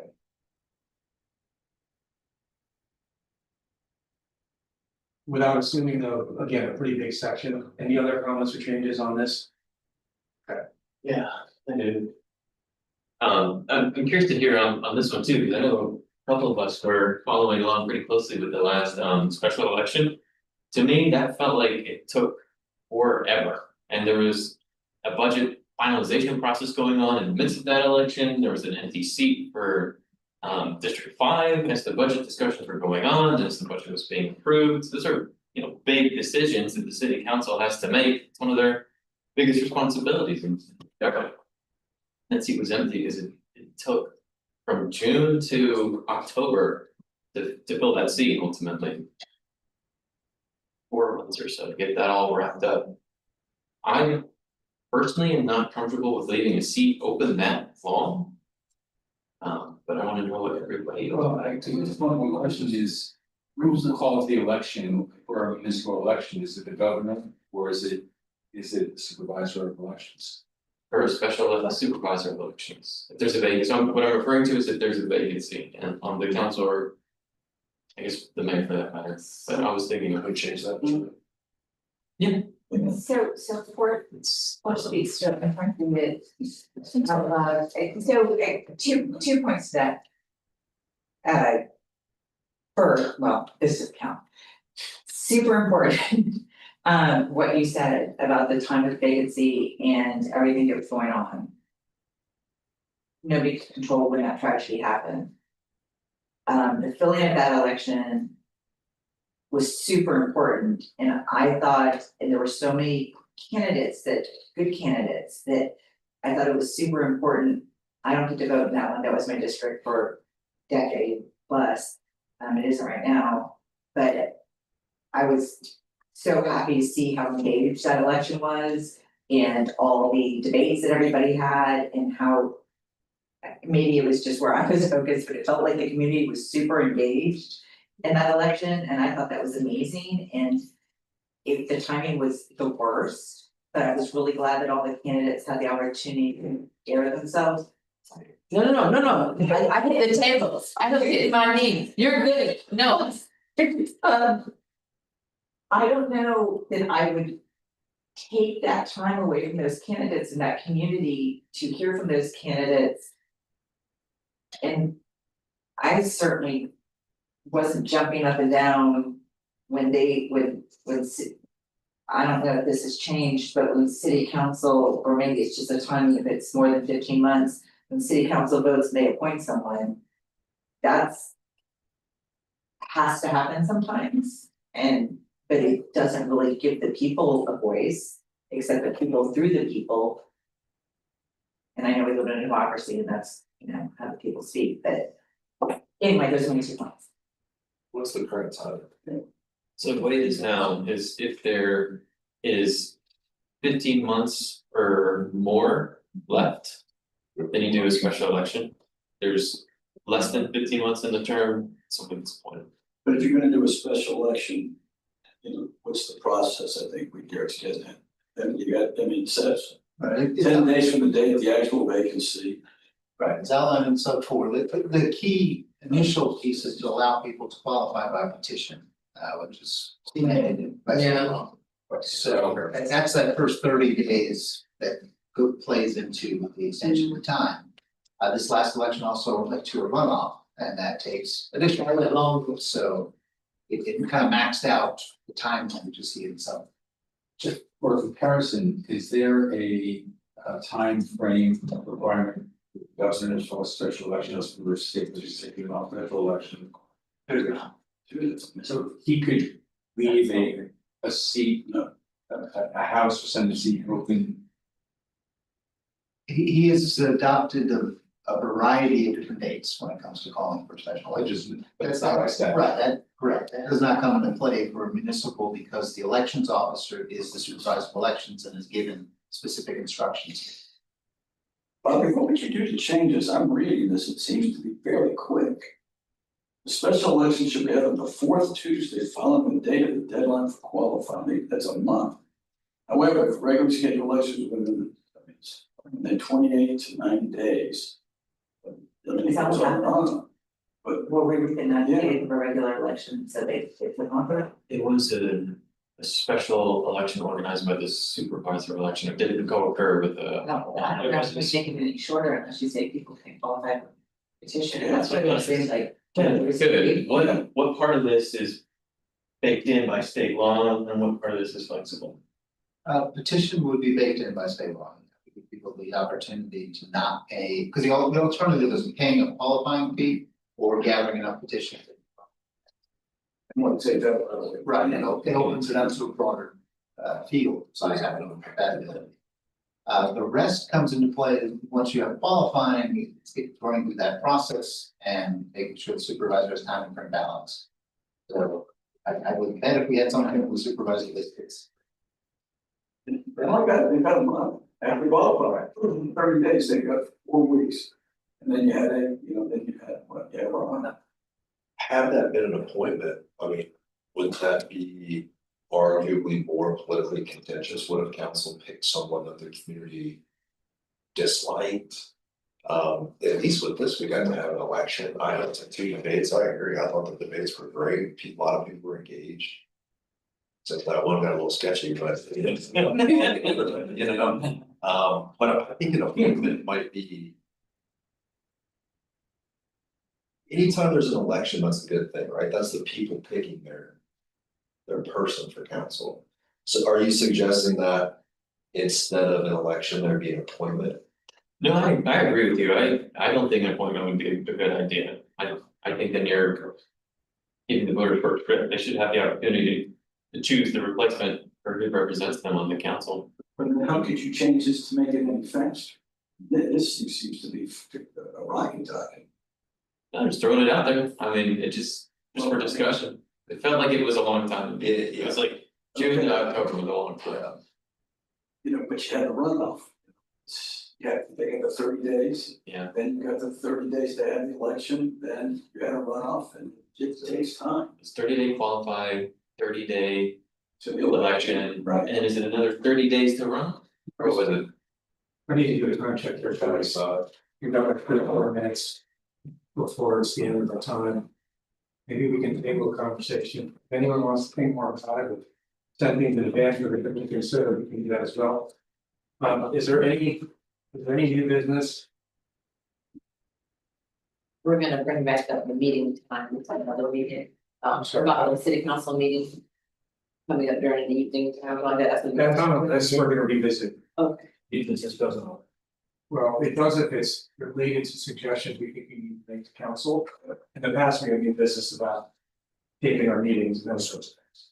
But when it comes to topics that we want to bundle and kind of present all the charter changes, you have a list and I can send you a link to that. Feel free to add things to it, just initial, and we can bring it back up. I have something for the list. Okay. I think, and then I guess it sort of relates, so maybe we're gonna move the conversation, but this early voting is not required in local elections, it's required state and federal. And the state gives us the option to require it by charter. I think that provides a sense of certainty that it's actually going to happen, so I think it's worth. I would like to propose having that conversation about To discuss requiring early voting and requiring, local. I'll add that to the list and see. Early. Okay. All right, so 10 and 11 of the last 2 articles, we started, and then this started. With the few things I have to review for myself. Maybe our target for next time is to get through this and 11. Please look at it in advance, come with your ideas. And hopefully we can push through, because we're gonna probably need, depending on how quickly that goes, I have no idea. We still need to go back to the list. And have conversations about that, so right now we're looking at 2 meetings more. So More expensive. maybe it depends, I don't know, at least 2. And so you don't even talk about any of the public comment issues or like. That's why I said minimum 2. Then if this takes a whole meeting to get through 10 and 11, then I'd probably say 3. With this group, probably 6. No, it's gonna take as long as it takes, I'm not hiding anything, I'm just letting you know what we're trying. Can you refresh us what our ultimate end date that we can possibly go to? What was our timeline again? So I think August, the last week in August, 17 August. That's as far as we can push this. I mean, I'm not pushing for that, I just don't. I can- But I thought maybe one needs to discuss it. No, we have a lot to talk about. Yeah. And I realized tonight, the things you guys wanted to get, so right before the meeting, that takes a little more time, but I don't know that we have a lot of us on the table, so hopefully it's more, I want to get through September, it. So I think we can adjourn and I guess we'll see each other the first Tuesday of next month. Yeah. any more new business? Thanks, guys. Meeting is adjourned at 9:10. You get a second on that? Right. Second. You couldn't have it. Aye. There you go. I didn't vote. I think y'all would have voted. I think y'all would have voted for us to adjourn. Right. Yeah, the vice mayor, the vice mayor. I didn't, so that's just. You know.